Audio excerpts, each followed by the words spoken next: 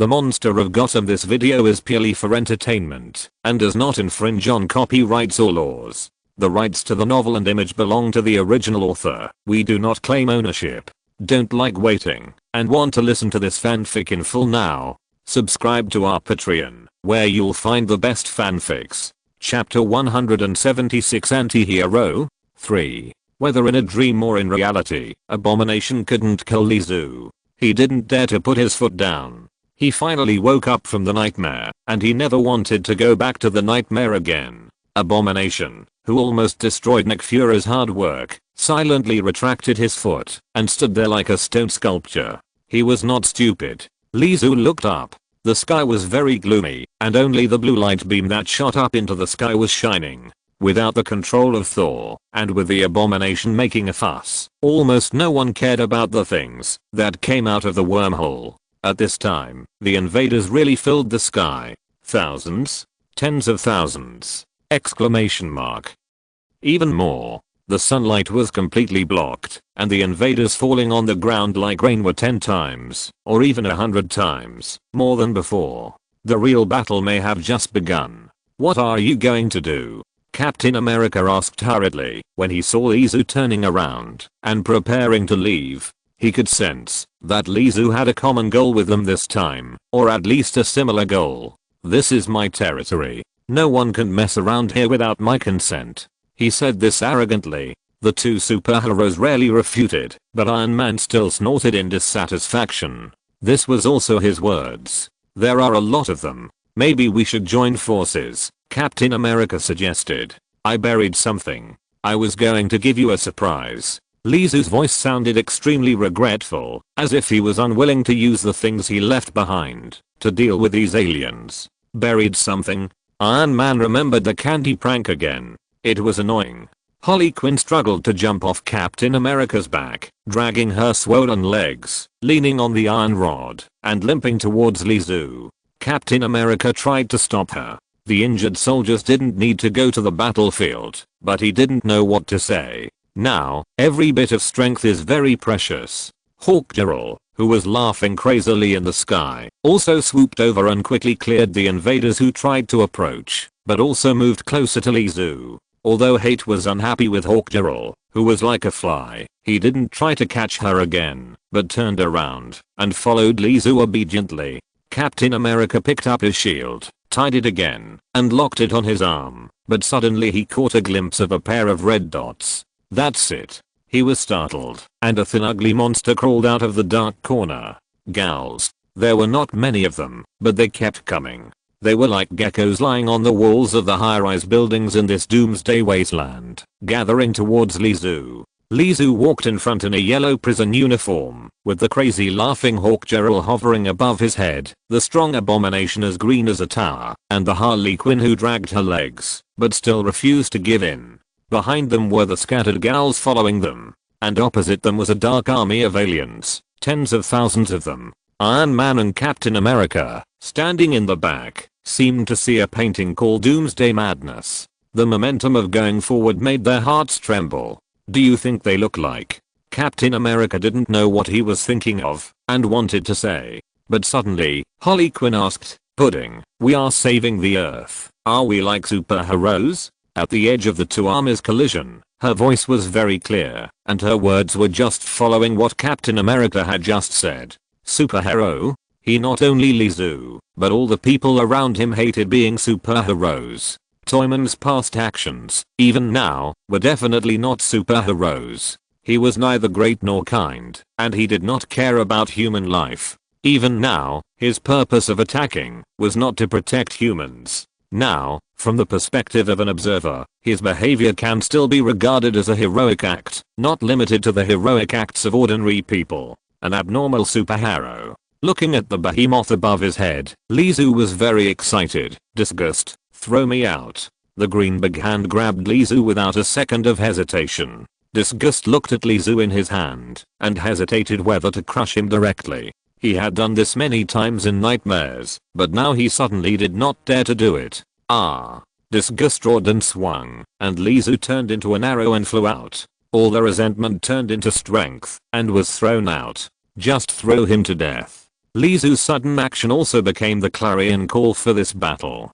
Hawkgirl followed closely behind, spread her wings and rushed forward. In an instant, 2 aircraft exploded. The explosion flames were on the left and right.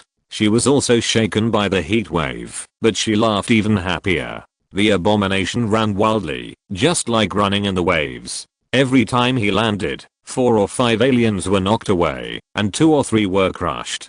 Just running around alone made the army fall to pieces. Harley Quinn dragged her injured leg and held a baseball bat. "It's time to eat meat, little cuties." Harley Quinn laughed. The iron rod instantly deflated the head of an alien, and the corpse fell to the ground. Immediately, a gal pounced on it to eat it all. There were 2 gals who came late and didn't eat a single bite, but looking at the strange weapon on the ground, they lifted it up together, pressed it randomly. A blue beam shot out. The 2 gals jumped in shock, but quickly crawled back and raised their weapons. Blue lights wept through them, and they grinned with excitement. It was fun. They were having fun. But don't forget that the weapons on this side were taken from the other side. They had no advantage in terms of firepower, and were instantly suppressed in terms of thermal weapons. It was only the existence of hatred that prevented this battle from being lost so badly. Lizu casually pressed on a monster, and the whale-like terrifying monster instantly turned into a toy and fell down, but was hit by random gunfire, and completely turned into smoke. At this time, the power was gone, and he was about to fall down, but Lizu twisted his body, and kicked the alien driving the aircraft next to him, kicking the other party in the aircraft to the ground with one kick, and even caused a cluster of explosions. Lizu used the power of the foot to push himself to a higher place. One kick. Another kick. The sky was filled with aliens, and Lizu climbed up step by step like climbing stairs. He seemed to have gotten rid of gravity at this moment. His momentum was getting stronger and stronger. His speed was getting faster and faster, like a yellow arrow shooting straight into the sky. What does he want to do? No one knew what Lizu wanted to do. Rushing into the enemy camp recklessly was no different from committing suicide. Nuclear bomb. Iron Man, who was killing aliens, suddenly said, "It should be a nuclear bomb." What? They actually dropped a nuclear bomb? Captain America couldn't believe that there were still people in the city. Except for the Edge, not many people in the city evacuated. Is this country crazy? As superheroes who saved this country, they were not even notified. Iron Man remained silent. He received news from Nick Fury that when the wormhole could not be closed, the group of stupid politicians decided to sacrifice a city to close the wormhole. Whether it succeeded or not, maybe it was as simple as pressing a red button for them. Captain America naturally couldn't stand this decision, so no one informed him. At this point, Iron Man had to grit his teeth and rush forward. If Lizu failed, he would be the next to act, and he must not let the nuclear bomb explode.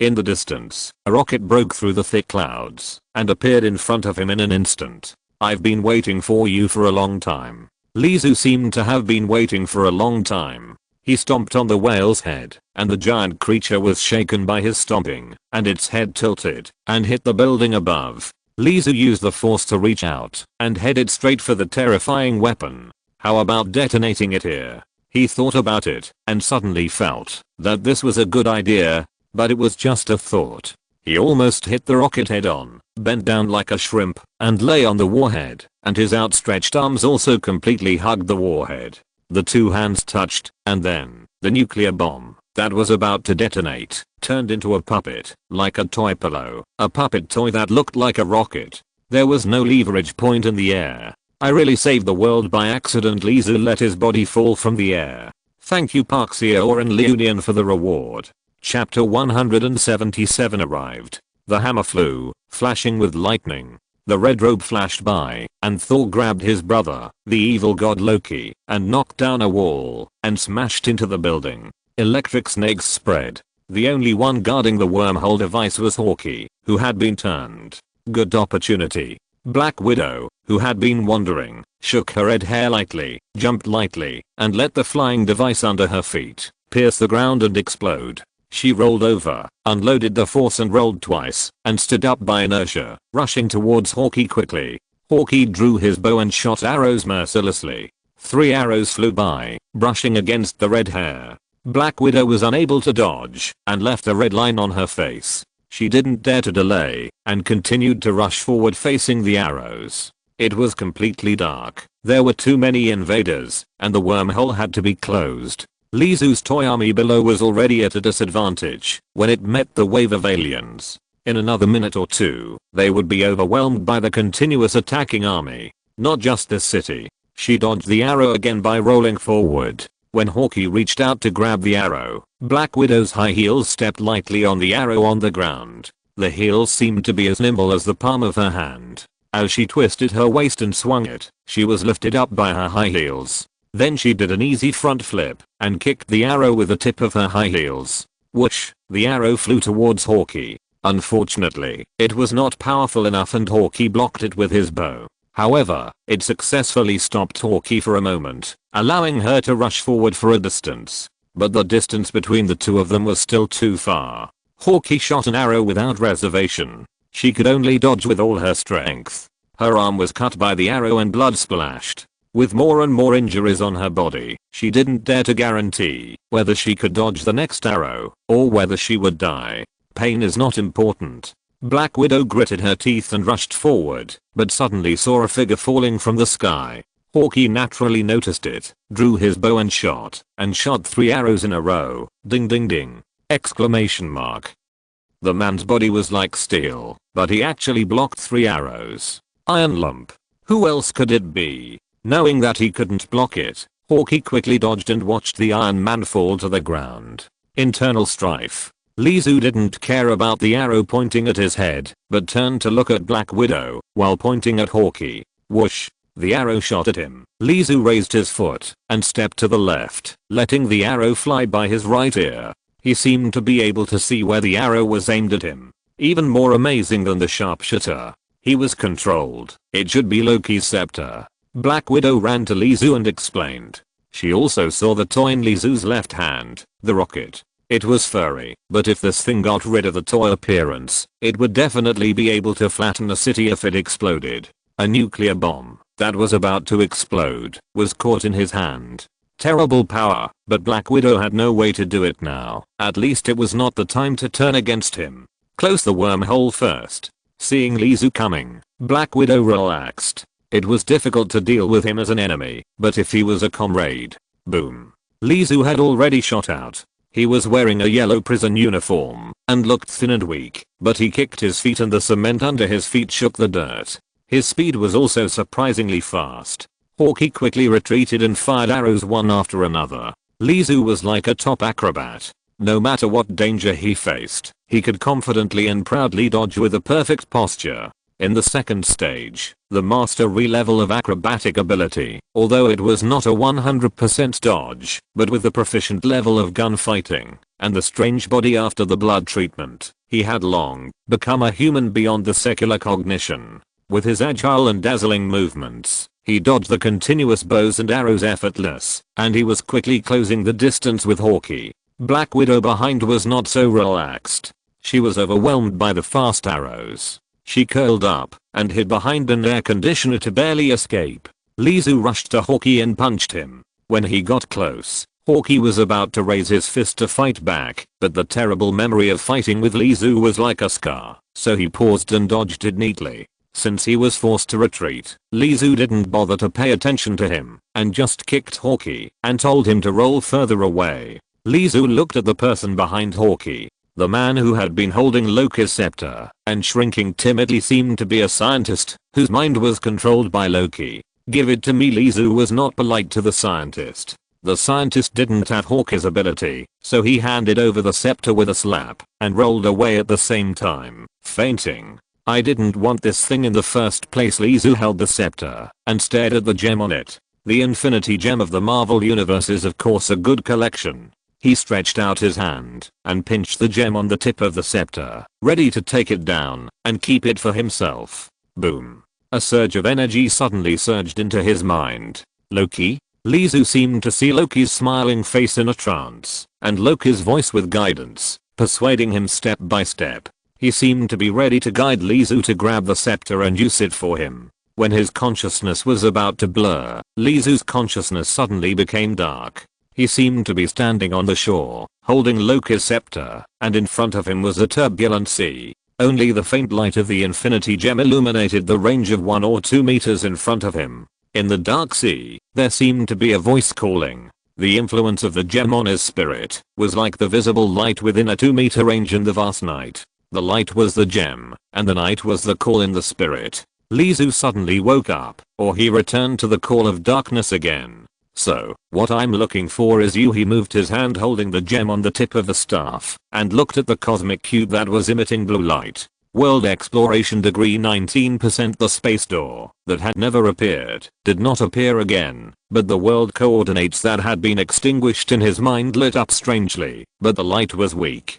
Without the voice of Cthulhu's call, he seemed to have slowly lost the ability to travel through the universe. The world he had been to before did not completely disappear. Rumble. Thor grabbed Loki's collar and smashed down from the sky, crushing the aliens densely covering the ground like a surfboard, and rushed to the side of Abomination and others. Abomination had been wrapped up by aliens crawling all over his body, layer after layer. He roared and shook off the bugs on his body, and started a killing spree again. However, he was outnumbered, and the alien weapons also broke his bone sword, and tore his green skin, and green blood was scattered all over the ground. As a warrior, if he killed one, 10 more would pounce on him, and he had the assistance of guns that could tear through his defense. He was suppressed from the beginning of this battle.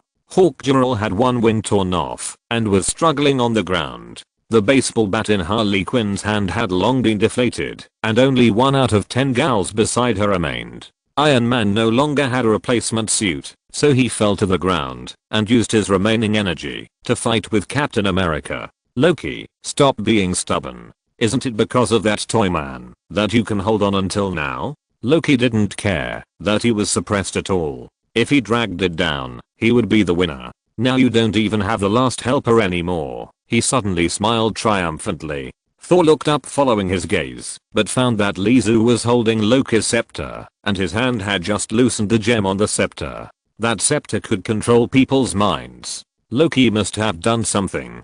Loki was very proud. He liked Lizu's ability very much. If he could use it well. Then Lizu suddenly shouted, "Abomination, beat him." Loki suddenly felt bad. Abomination slapped Thor away with a slap, grabbed Loki's leg, as if he was grabbing a torn sack. Boom. Boom. Boom. Left and right. Without banner, I have to give you this too. Lizu grabbed the scepter, and stabbed it hard at the cosmic cube. Since he knew what he needed in this world, why should he hold back? He wanted the space gem too. World exploration degree 29%. When the world is explored to 10%, it seems that a coordinate can be recorded. When it reaches 20%, something can be obtained. Every time 10% is reached, there is a reward. In the DC world, the highest reward for exploring the world is 60%, which is a second life. Boom. It seems that something heavy has fallen into the prop box. Lizu smiled. It's in the account.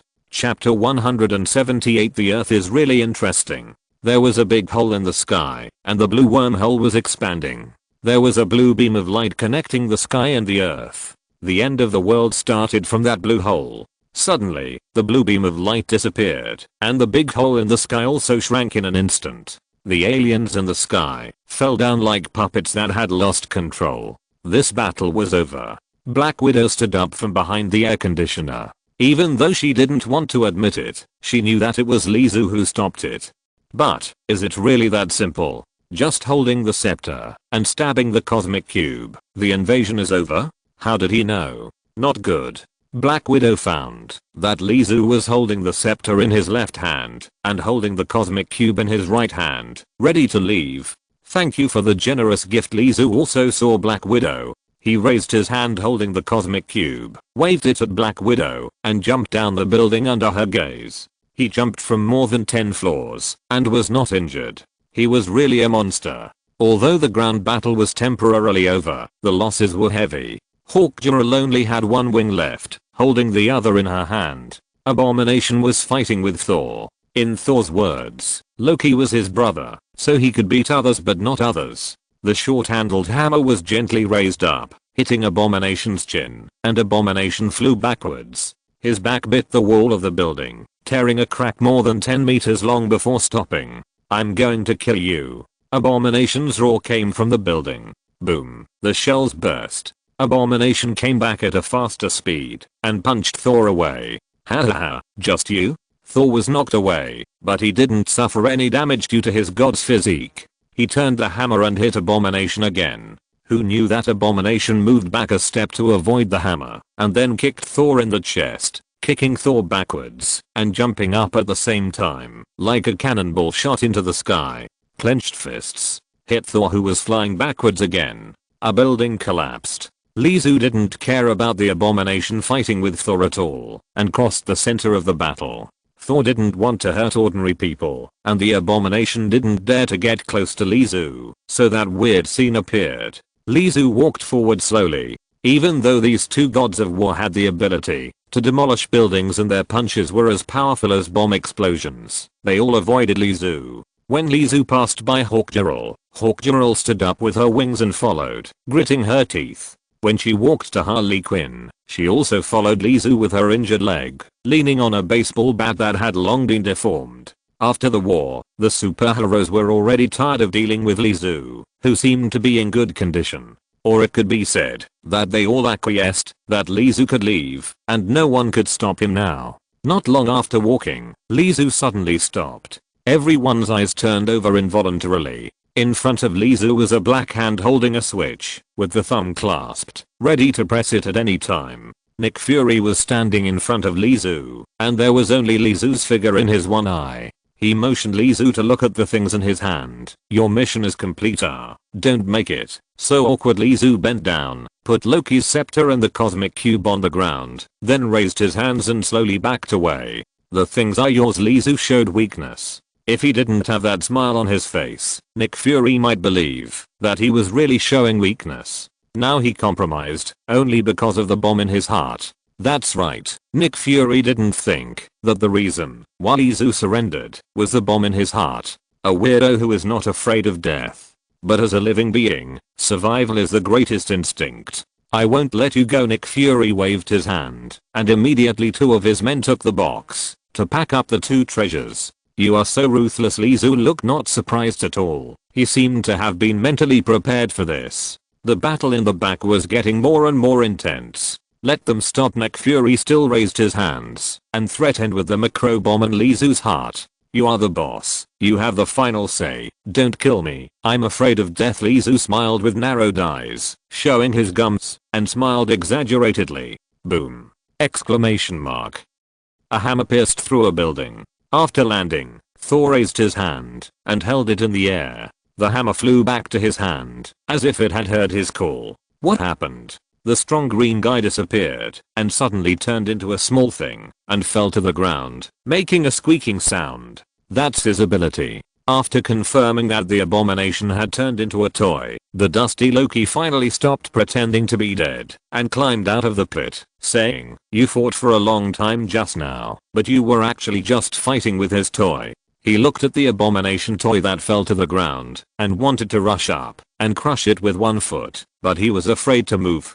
"Toy, that thing can also fight?" Thor picked up the Abomination toy, squeezed it with his hand, and it deflated like a screaming chicken. Then he let go and screamed, "Oh, it really is a toy, and it's a hollow one. Is this the only toy he has?" Thor suddenly became interested in Lizu, who was captured without a fight. "Then you have to ask him." Loki curled his lips, taking advantage of Lizu's attention. It was a good time to leave. Lizu, who still raised his hands, suddenly raised his foot and kicked forward. Boom! A figure lost his invisibility and fell to the ground. It was the evil god Loki. He wanted to take the scepter and gemstone. Loki was stunned in the distance. He smashed Loki next to him with a hammer. "Phantom, I knew it." Thor jumped to Loki's side and pressed the hammer on Loki's chest for safety. "I helped you catch the culprit. Can I reduce the crime?" Lizu raised his hands in surrender and asked Nick Fury.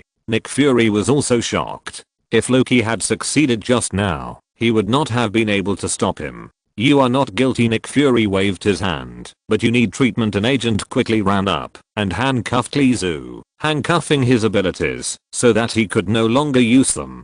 The hero who saved the world was inevitably abandoned. After this commotion, Nick Fury came to his senses and found that Hawkgirl and Harley Quinn had disappeared. Only Abomination was caught by Thor and was not taken away. Lizu's kick to Loki just now was obvious. It's a pity that those two are missing.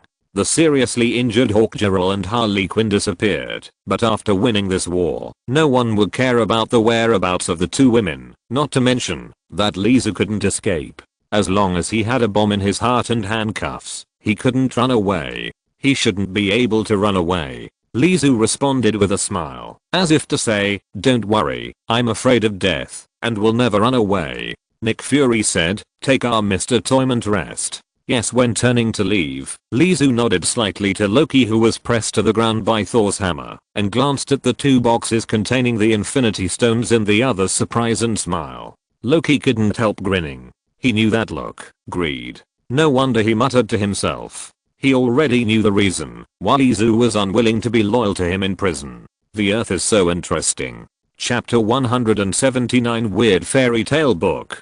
Arkham Asylum is located in the western part of Queens. The doorman, Uncle Pearson, yawned. He still remembered the sentence he was forced to remember when he was transferred here. "This is an ordinary mental hospital, Pearson." Ordinary. The old director at that time only said one sentence to him. According to Pearson's recent understanding, there is only one person in this mental hospital. A very ordinary young man. It is said that he is a young man who likes to tell stories very much and occasionally laughs strangely late at night. When he squatted on the ground one time and wanted to peek under the nurse's slit skirt, he saw a pistol.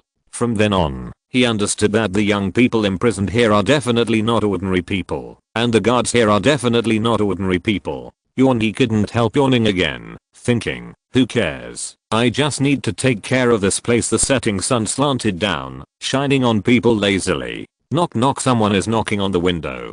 Pearson wiped the dust with a rag and opened the window again. The red-haired beauty, she seems to come here after a while. Acquaintances, no need to show ID. At least Pearson would rather follow the principle of less trouble is worse than more trouble. I'll open the door right away. Knowing that the other party was not an ordinary person, Pearson naturally did not dare to neglect and quickly opened the door to let the other party in. The red-haired beauty calmly walked into the two-story insane asylum. According to the rules and regulations, after submitting various certificates, submitting applications and signing, she came to the ward. A ward with only one patient. It was still a metal room and a glass cage. Since the last time the Abomination almost dismantled Nick Fury's mothership, Nick Fury did not dare to lock Lizu up in the sky. In addition, the troubles caused by the alien invasion continued, so he could only lock Lizu in this ordinary insane asylum. Maybe one day, when he still needs strength, he will come and force Lizu to help him again. Is the cleanup over? Lizu leaned on his face and looked at Black Widow, not surprised that she would come. Black Widow smiled. Looks like you're doing well. I want to kill that bald guy, Lizu said calmly, and suddenly smiled again. Sometimes I don't want to kill him. Because he was not happy to kill Nick Fury. That bald guy was just an ordinary person who didn't need him to care. Even if the other party was holding a remote control and could blow up his heart at will, Lizu never had him in his eyes. You can't kill him. You can't even get out of here. How? Do you know I can't get out? Black Widow was stunned by this question. Was it really that Lizu had to be imprisoned here, or did he stay here voluntarily? This absurd idea disappeared in just a moment. Of course, Lizu was forced to be imprisoned here. He had a micro bomb in his heart, handcuffs that restricted his abilities, and an indestructible glass room. She would only think that she was overthinking. Black Widow continued, Professor Connors, do you remember him? Oh, my old friend. Lizu nodded, as if he remembered that Professor Connors had spent a lot of effort. Black Widow brought a newspaper with her and handed it to Lizu. He's crazy. Anyone who was touched by Lizu would become a toy. Professor Lizard had frequent contact with Lizu, so he must have been a toy. Lizu picked up the newspaper, and the headline on the front page was Lizard Monster Cholera, creating Lizard Man Army. You want me to help you catch Professor Lizard? It's easy for you, Black Widow affirmed. Then I want a little reward. What? Have you seen Toy Story? You want toys? We can't give you Abomination. Even if Abomination has been dissected and turned into broken rubber, Shield will never return the toys to him. Go to the door and buy some toys, no matter what kind. I'm too bored to be alone. Black Widow nodded very simply. Deal. At midnight, the minute hand of the clock tower finally overlapped with the hour hand again. 12 o'clock. A new day has arrived. Dung, dung, dung. Some cool rain and dew fell, and it has been autumn for a long time. The autumn leaves were about to fall, and the bare branches were shaking in the wind. The man in the leather jacket held a cup of hot coffee in his left hand, and a red and white scarf was wrapped around his neck to help him block the cold wind in the middle of the night. In his right hand, he carried a huge backpack, which seemed to contain a round plate. He stopped in front of a residential building and said, "I'm already at my location." If someone looked closely, they would find that he was wearing a small earphone in his ear. "Professor Lizard is very dangerous." A subtle voice came from the earphone. "He seems to be preparing to use the genetic information of the Toyman to make something." Toyman's genes? The man was stunned. "It's not a secret," the voice in the earphone continued. "There is a powerful energy in the blood of the Toyman, which seems to make people evolve." Evolve? The man frowned. He had also been injected with drugs, and although he did not evolve, he was not like an ordinary human. Yes, combined with the serum of the lizard man to create monsters with stronger power, but those things are irrational, like crazy people. That's troublesome. The man stopped suddenly. A mother and daughter just passed by him. "Excuse me, sir, can you help me a little?" The woman was carrying a lot of bags, probably just finished shopping. "I'll take a call." "Of course." The man nodded with a smile. "What do you need me to get?" The woman looked at her left and right hands. "Please help me look after the child." After weighing between the bag of clothes and her daughter, she handed her daughter's hand to the man. "Dear," the woman answered the phone. Her voice suddenly became sweet, and the other end of the phone was also a woman. They were talking about cosmetics and clothes. The man squatted down and looked at the little girl, who was about 7 or 8 years old and was not afraid of people. She held a book tightly in her arms. "Can you read a storybook to me?" She looked at the man with her blue eyes. The blue eyes seemed to contain the sea and exuded spirituality. Of course the man took the storybook handed to him, which was a thin picture book. "Well, then I'll start telling a story." He cleared his throat and opened the first page. Very cute crayon drawings. The protagonists are also small animals. There are many small animals living in the forest, including rabbits, bears, kittens, and lambs. They get up in the morning to work and rest at night. Sometimes they sing and dance together. "Captain, I didn't realize you were so good at telling stories," the voice in the headset teased. The man just smiled and turned a page. "No one has ever been out of the forest, but they live happily." One day, a guest came to the forest, a new friend. His name is Mr. Haha. Mr. Haha. The little girl tiptoed and wanted to see what Mr. Haha looked like. It was a crayon character wearing green clothes and looking like a tumbler with a big smiling face. Mr. Haha wants to be good friends with the small animals in the forest. The man also liked the little girl, so he continued to read the picture book and added his own understanding to make the story more vivid. He said, "I have something that no one has seen. The small animals are very curious. If you want to see it, just get closer. This is something that only exists outside." Mr. Haha spoke as if he was a stingy and mean person. Reading to this point, this picture book looks like a fable. Suddenly, the man stopped, and the smile on his face disappeared. "What is Mr. Haha holding?" The little girl leaned towards the man, wanting to see the contents of the picture book. "Mr. Haha is holding something that the little animals have never seen before. He said that if you just pull it, you can see something very interesting." The man couldn't read anymore, and he closed the book. "This book is not for you. Where did you buy it from? This book should not be given to a child. An uncle gave it to me." The little girl was very frustrated, and her curiosity was completely aroused. "What is Mr. Haha holding? What is he holding? What is he holding?" She jumped up curiously and kept asking questions. "Thank you for helping me look after the child." The woman had just finished a phone call, and after thanking her, she took the book and led the child away. "That book is not suitable for children to read." He hesitated and added, but the woman didn't respond. "Captain, Why do you feel that you are not in a good mood? The voice in the headset asked. No, I just found a rather strange picture book that doesn't look like it's for children, he said. It might be for an adult, but it was accidentally taken by a child. The voice in the headset said disapprovingly, get ready. Dr. Lizard is ready to go out. Okay. In any case, the more important thing at the moment is to catch the lizard man. The man pulled off his scarf, opened the bag he was carrying, and took out a shield from it. A round shield with a star in the middle. Chapter 180 Giving Life. Captain, he's out. Got it. Captain America held his breath and listened quietly to the footsteps in the corridor. Getting closer and closer, a leather shoe came out and stepped on the ground. Captain America roughly estimated the position of the opponent's head based on the height in the information and punched instantly. Snap, the hand crawling with soft scales grabbed his fist. Superhero? The head with half human face and half lizard face came out and looked at Captain America with a strange smile. Captain America didn't say anything, but quickly raised his knee to hit. Although Professor Lizard surpassed Captain America in physical fitness and strength, he was still just an ordinary professor in the final analysis. The hand holding the pen waved his fist. No matter how strong it was just a random swing. The knee hit the stomach, and when Professor Lizard bent over, the captain took the opportunity to pull back his fist, shouldered the shield and hit upwards. With a thud, Professor Lizard fell back and hit the wall. Captain America took a step, lowered his body, and chased with 2 punches, causing Professor Lizard to struggle on the ground and had no strength to get up. Professor Lizard also fought back in panic. A punch came at his face, and Captain America dodged with his head to the left. The fist covered by scales rubbed his cheek, and he could still see the fine lines on the scales from the corner of his eye. Snap.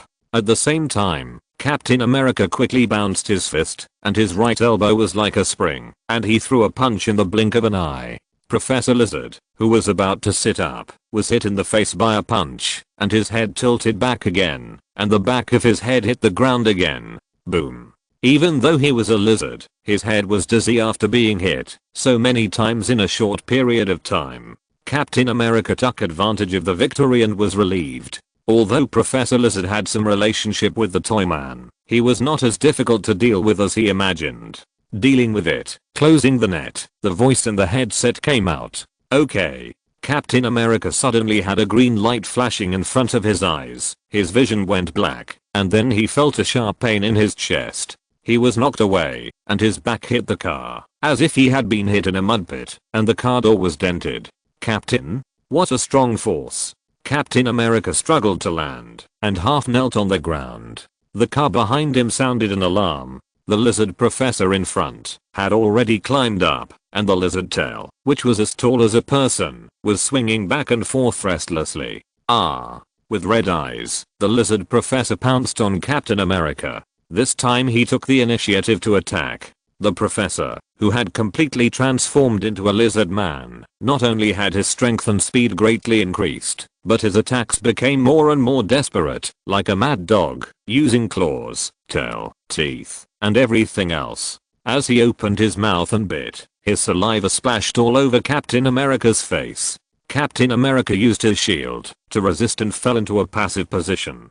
Captain, it doesn't seem so easy, the voice in the headset even teased. Let's close the net. The captain rolled over and dodged the tail. He took a deep breath and urged. The thick lizard tail hit the ground like a sledgehammer, cracking the ground with a bang. The lizard professor, who was attacking fiercely, froze, and his tail suddenly broke off and turned into a toy. However, before the blood could flow out, the lizard's tail had already begun to regenerate. It should not have the same power as before, but with Professor Lizard's body, in just over a minute, the tail would become his killer weapon again. Unfortunately, the sudden change in his body caused the scales on his body to fade a lot, and there was a possibility that he would turn back into an ordinary person.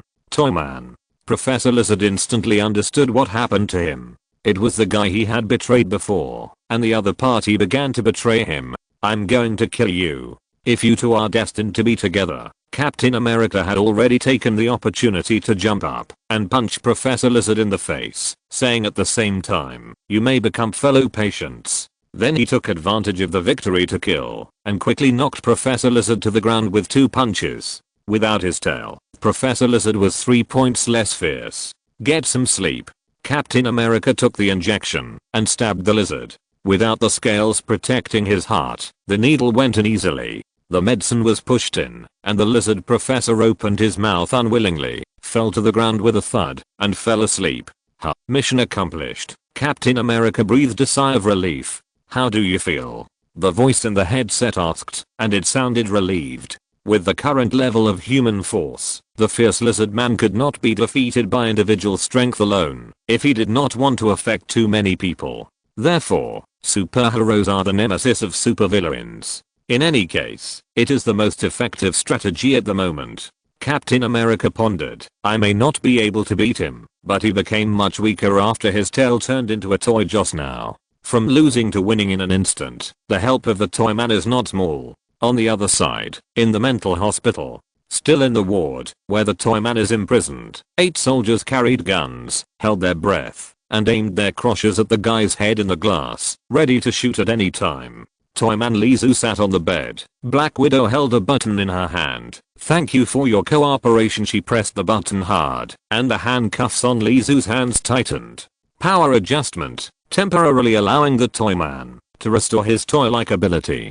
After pressing the button, Lizu could instantly turn Professor Lizard into a toy. However, for safety reasons, Black Widow only gave him a few seconds, which resulted in Professor Lizard's tail becoming a toy and then stopping the transformation. Even these few seconds were a big risk. Fortunately, to everyone's relief, Lizu did not think of escaping. Carnes was once my friend, Lizu said, not caring about the handcuffs controlling him. We will treat him well, said Black Widow. Lizu asked seriously, you will slice him, right?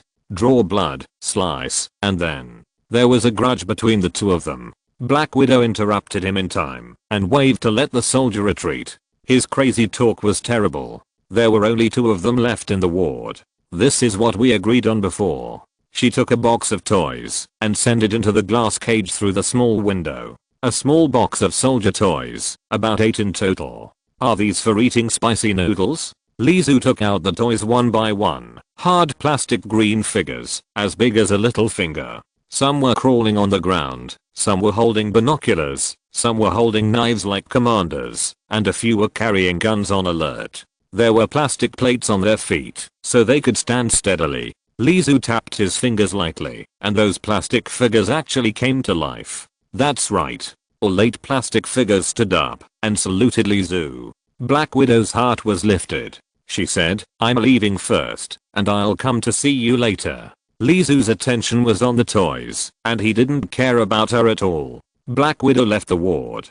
She knew Lizu's strong hearing, so she stopped, only after leaving the mental hospital. She pressed the earphones lightly with her fingers. Nick, are those handcuffs really useful? Lizu, who should have been suppressed from becoming a toy, could actually revive the toys. Are the handcuffs they used to control Lizu still useful? Or are the handcuffs just for psychological comfort? She knew very well where those toys came from. They were given to her by the scientific researchers of S.H.I.E.L.D. At the same time, in the research room of S.H.I.E.L.D., Iron Man was sitting here, watching the data changes on the computer with several doctors in the quantum field. This is different from him turning people into toys. It should be said that on the contrary, he is giving life to the toys.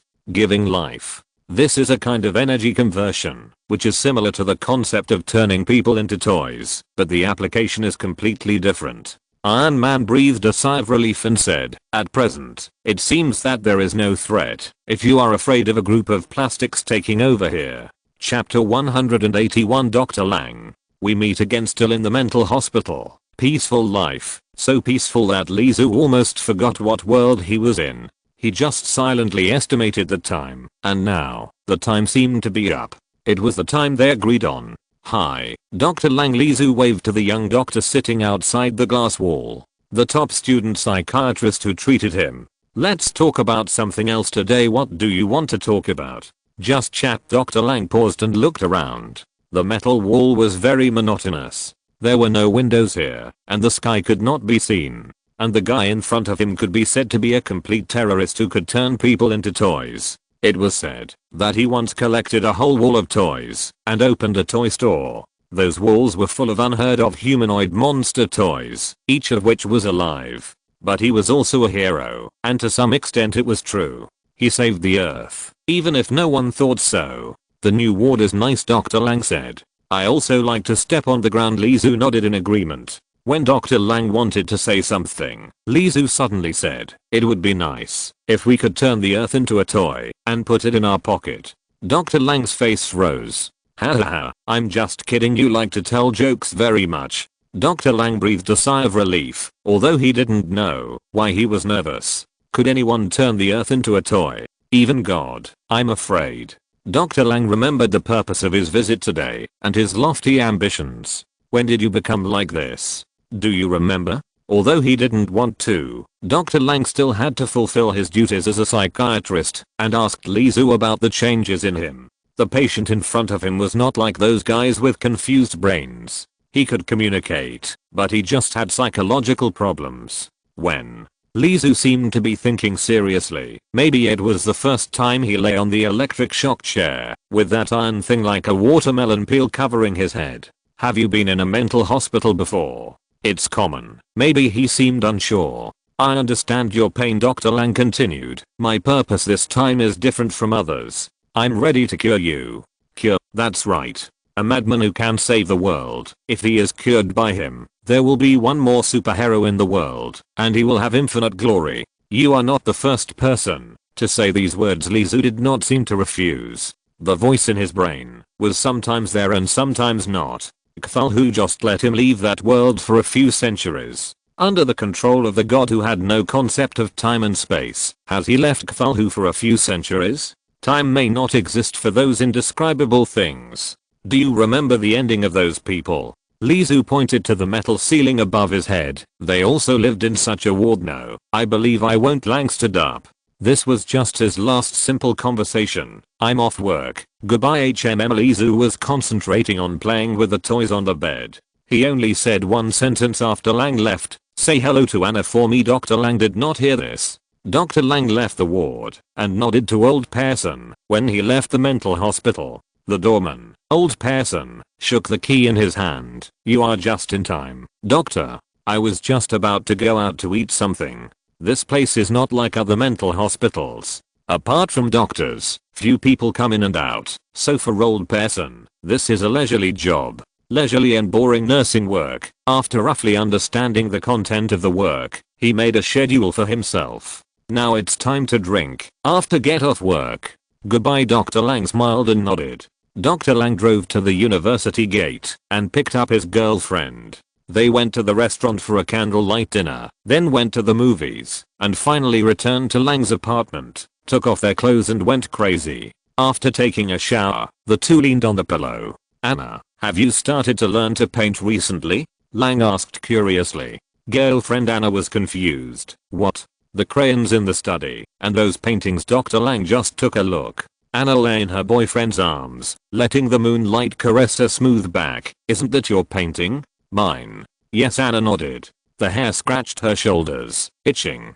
Dr. Lang pushed his girlfriend away, walked to the study, and took out the picture album. He sat on the bed, staring at the cover of the picture album. Lang scratched his head. He had no memory of it at all. He didn't know when he started drawing these pictures. Anna crawled over and put her head on Dr. Lang's shoulder, saying, you said it yourself, that you should draw the patient's story to understand the patient's inner thoughts. She looked at her boyfriend worriedly. Are you okay? No, this is. I drew it. Lang turned a page. Crayon drawing. Once upon a time, there was a forest full of small animals. The small animals lived happily every day until one day a stranger came. He called himself Mr. Haha. Mr. Smile had a magical gadget in his hand. The small animals were curious about what it was and asked Mr. Smile to show it. Then you come closer. Mr. Smile pulled the rope. The engine was vibrating, and the smell of engine oil filled the fresh air of the forest. The patch on the gadget turned with a chain. Buzz. A chainsaw. The heads of the small animals fell off. Snap. Lang closed the picture book, which could be called a cult children's book. He did not dare to read on. Lang. His girlfriend Anne looked at him with some concern. I'm fine. Dr. Lang put the picture book on the bedside, but he could not sleep all night. He could not remember when he had heard this story and when he drew it. Dang. Dang. His fingers were knocking on the glass. Lang looked up suddenly. He was sitting in the mental hospital with a toy man in front of him. "Doctor, do you want to take a rest? You look very bad." The toy man seemed to be very worried about him. Dr. Lang shook his head. "I'm fine. Did your date with Anna go wrong? I told you a long time ago that I should give her that t-shirt." Lizu was like a real old friend, giving serious advice. "That shirt doesn't suit her, and I." Dr. Lang was stunned. "Why do you know Anna?" This was the fourth time he came to treat Lizu, and the two were not familiar enough to talk about Anna. She was his woman, and he would not want his woman to meet a lunatic. "You told me. I really want to meet Anna. She is so gentle. How is that possible? I just took over your case. It's been 5 months, Doctor." Lizu pointed at Dr. Language. Dr. Lang lowered his head and found that he was wearing a cotton coat and a scarf. "Winter is almost over." Dr. Lang's brain was confused. He couldn't figure out what happened. What happened? It was dark outside. Dr. Lang quickly left the mental hospital. Old Pearson yawned and opened the door. Seeing Dr. Lang coming out quickly, he just wanted to reach out and say hello, but was ignored. "It's getting weirder and weirder." Old Pearson exhaled white mist, retracted his hand, and lay back in the chair. Chapter 182 Weird Fairy Tale Continuation. Lang rushed back to the apartment. The lights were still on. He unlocked the door with the key, kicked off his boots that were caked with snow and mud, and rushed into the bedroom. "Anna." Lang breathed a sigh of relief as he looked at his girlfriend lying on the bed. "Why did you come back?" Anna sat up, and there was some joy in her eyes when she saw Dr. Lang coming back, but her face still showed displeasure. "Why did you come back?" she asked again. Dr. Lang was a little stunned. Those chaotic memories slowly became clear from his brain. 6 months ago, he found his teacher. After knowing that some of his mental friends had gone crazy after contacting a patient, Dr. Lang thought this was an opportunity and took the initiative to contact the organization that held the patient, SHIELD. 5.5 months ago, he boarded SHIELD's mothership flying in the sky, a huge monster flying in the sky with terrifying technological power. What surprised Dr. Lang even more was that this organization actually had someone who was afraid, a person they were helpless against. On the mothership, the first meeting was completed. He was a very gentle Asian man with a touch of gentlemanly elegance. This was a little advantage that Dr. Lang had tried his best to find in him from his mediocrity. The symptom was uncontrollable laughter, and the situation had been alleviated. Everyone who had studied the case knew that this patient was like a virus, and everyone who saw him would be infected with madness. Although Dr. Lang was a genius scholar, he did not relax, but took it more seriously. The alien invasion delayed the second diagnosis and treatment until a month later. When he saw the patient again, he was in a very ordinary mental hospital. The two of them just chatted about some ordinary things every day. Dr. Lang was very sure that the other party was just an ordinary patient who liked to tell stories. Many questions were not answered directly, but answered with some serious fables or fairy tales. In order to understand the other party's inner thoughts, Dr. Lang could only start to find ways to understand those stories. Writing and drawing the stories is undoubtedly the best way. From 3 months ago to 1 month ago, he was drawing something to try to understand the other party's thoughts. "Sorry," Dr. Lang apologized while hugging his girlfriend, trembling. His voice also trembled with his body. "You've been spending more and more time with him recently," said Anna, his girlfriend, fearfully. "Let's change jobs and stop contacting him." She clearly felt that her boyfriend was not normal and his mind was becoming unstable. "Anna." Dr. Lang looked at his girlfriend and nodded seriously. "Okay." He nodded. The two fell asleep in each other's arms. In the morning, Lang opened his eyes. In the room that smelled of strong paint, he subconsciously raised his hand and wanted to hug his girlfriend, but it was just empty. Anna was not there. He recalled the memories of the past month. Anna broke up with him because she couldn't stand his increasing madness and paranoia. Anna last night was just a fantasy in his brain. He began to get confused and couldn't tell the difference between reality and illusion. Toyman. Everyone who has contacted a Toyman will go crazy, so he is also crazy? Dr. Lang put on his clothes and drove to the mental hospital. You came so early today. Dr. Lang. Old person raised his hand to greet him. Dr. Lang didn't answer, but rushed into the ward quickly. Alizu stretched and waved to Dr. Lang. Good morning, what did you do? He roared and questioned. Why? Do you still think you can cure me? All those doctors who claimed that they could cure the Toyman went crazy.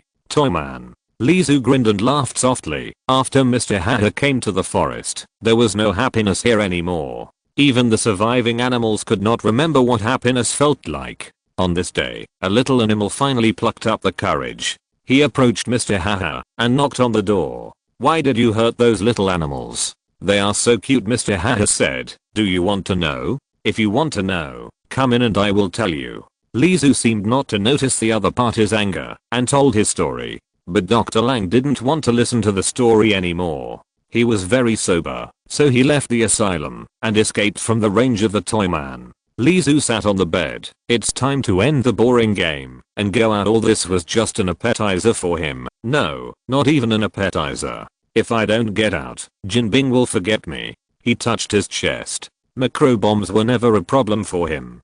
Dr. Lang rushed back to the apartment, rushed into the bathroom, and kept splashing water on his face, again and again, until his heartbeat gradually slowed down. Back in the study, Dr. Lang pushed hard with his arms, knocking down all the books on the table, and spilling them all over the floor. His life was over because he took the initiative to understand the Toyman. He held his head in pain, grabbing his hair, and his handsome face was distorted at this time.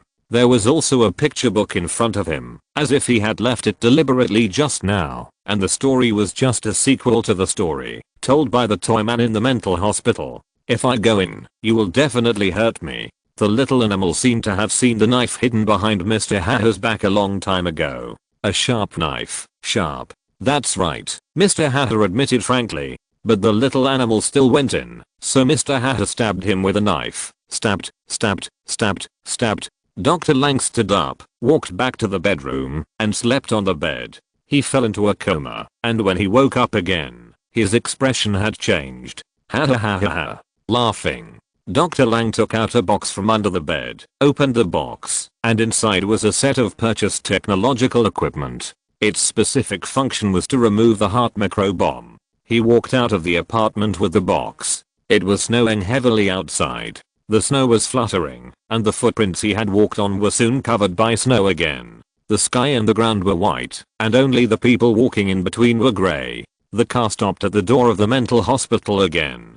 Dr. Lang got out of the car with a box, and old person opened the door for him. Doctor, it's so late. Why are you here again? But Dr. Lang ignored him. Old person curled his lips. Dr. Lang walked into the hall of the mental hospital with the box, and at the door of the ward, the nurse stopped him. Doctor, the box cannot be brought in. They were already very familiar with Dr. Lang, and knew that this doctor was very capable, had never been confused by the Toyman, and could even appease the Toyman. Dr. Lang raised his left hand decisively, a pistol. Bang, bang. At such a close distance, the two nurses had no time to escape. Huff, huff. Someone was breathing rapidly. Was that him? Dr. Lang was stunned, but his slightly awake brain fell into paranoia again when he saw the two bodies. He searched the magnetic cards from the two nurses and opened the door of the ward. The Toyman stood there with a smile, as if he knew he would definitely come. Mr. Hatter is trapped in the magic castle, tossing and turning, unable to fall asleep. At this time, only one person can take Mr. Smile away. Dr. Lang listened to the other party telling the end of the story and raised his right hand tremblingly. The blood-stained magic key. The door opened.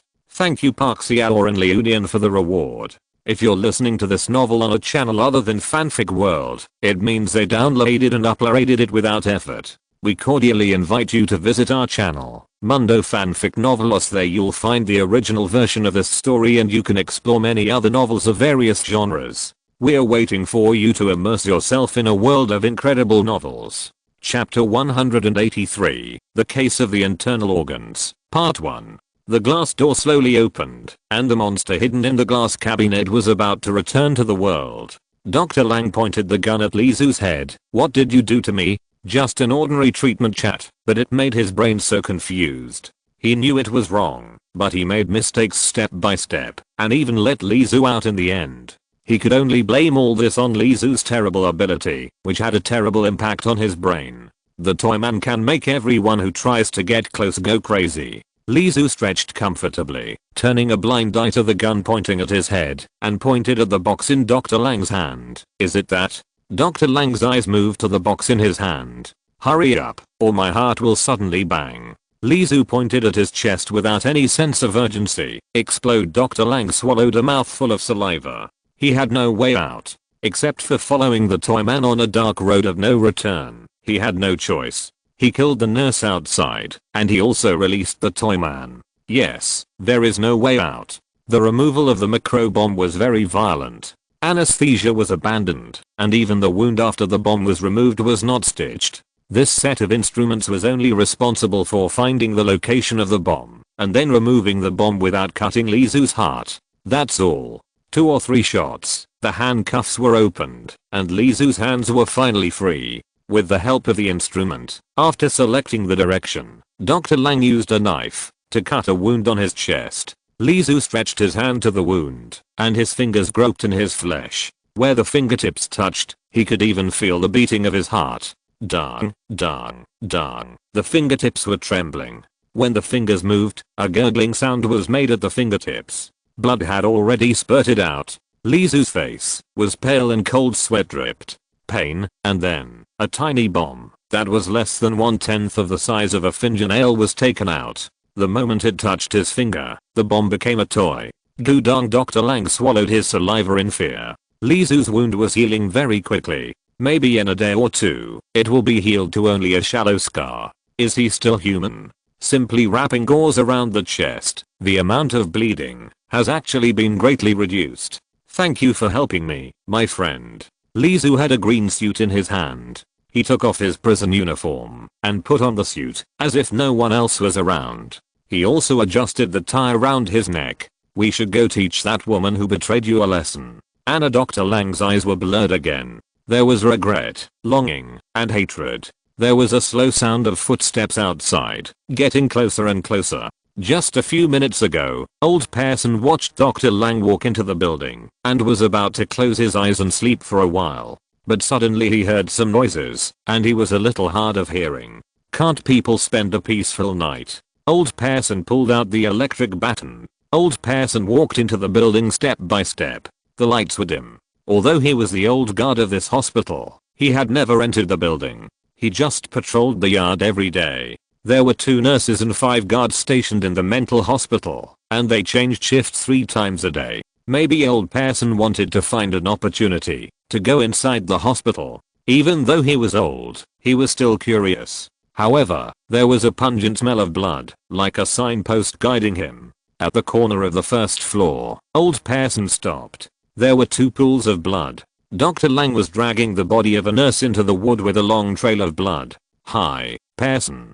Dr. Lang looked up with a smile on his face. Boom. Old Pearson's heart skipped a beat. "Doctor, what is this?" The electric baton hidden behind him was clenched tightly, and his palms were sweaty and a little slippery. Dr. Lang smiled and said, "They are asleep. Hush." At this time, old Pearson had only one thought in his mind. Dr. Lang was crazy. "You won't tell anyone, will you?"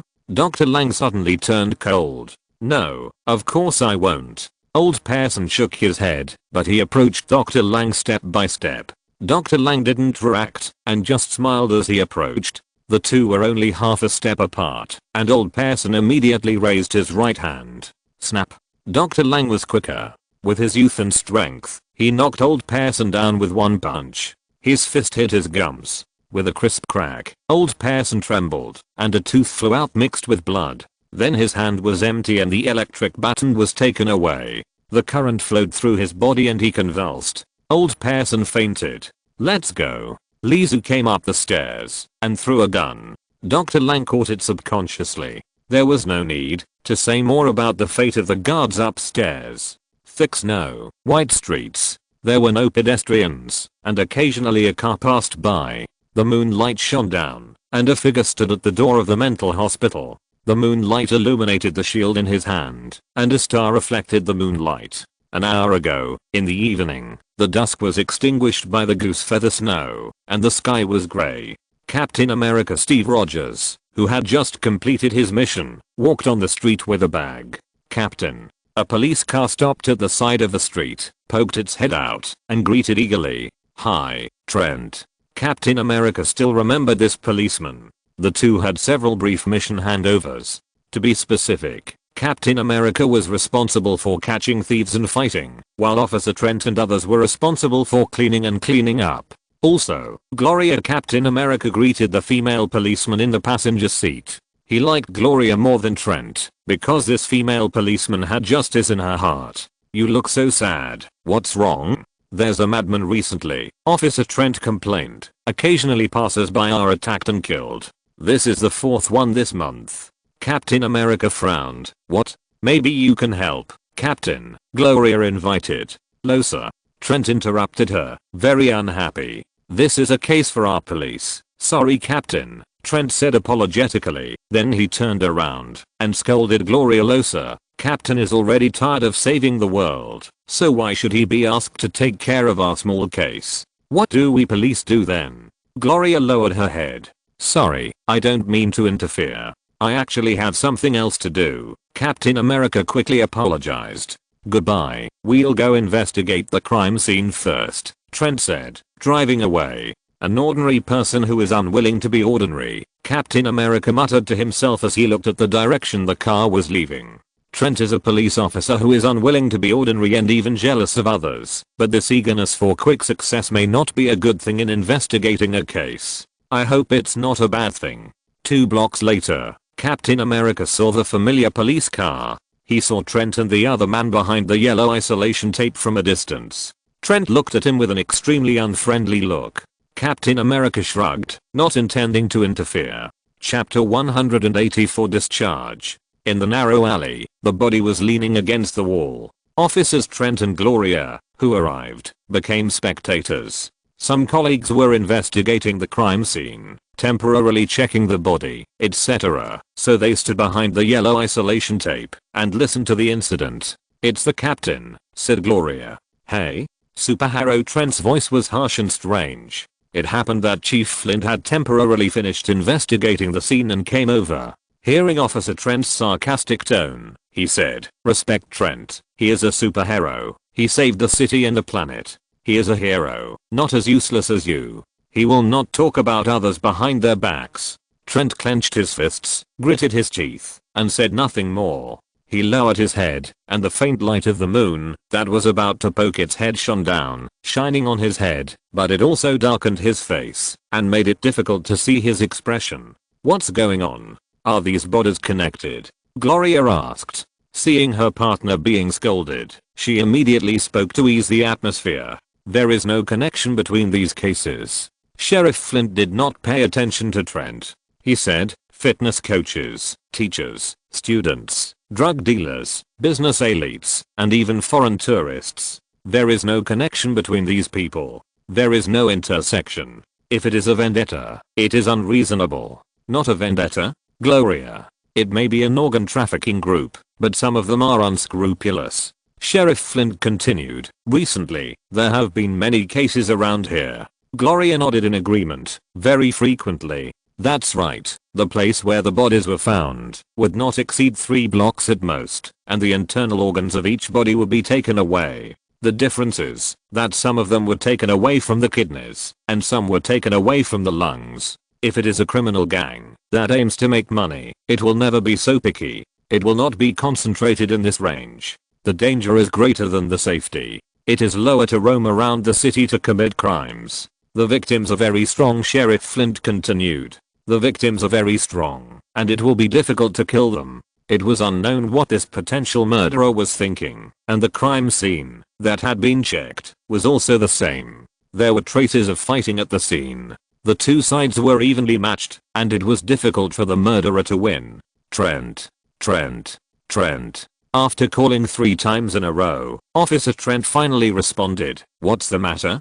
Flint knew what kind of temper this police officer who worked under him had. He had no ability and was very narrow-minded. He had been a police officer for a long time, but was just an ordinary police officer. Moreover, he was very jealous after the superheroes began to appear and spread bad words in the police station all day long. Indeed, every policeman would not like superheroes. Catching criminals is the job of the police, but Trent is the most eye-catching among them.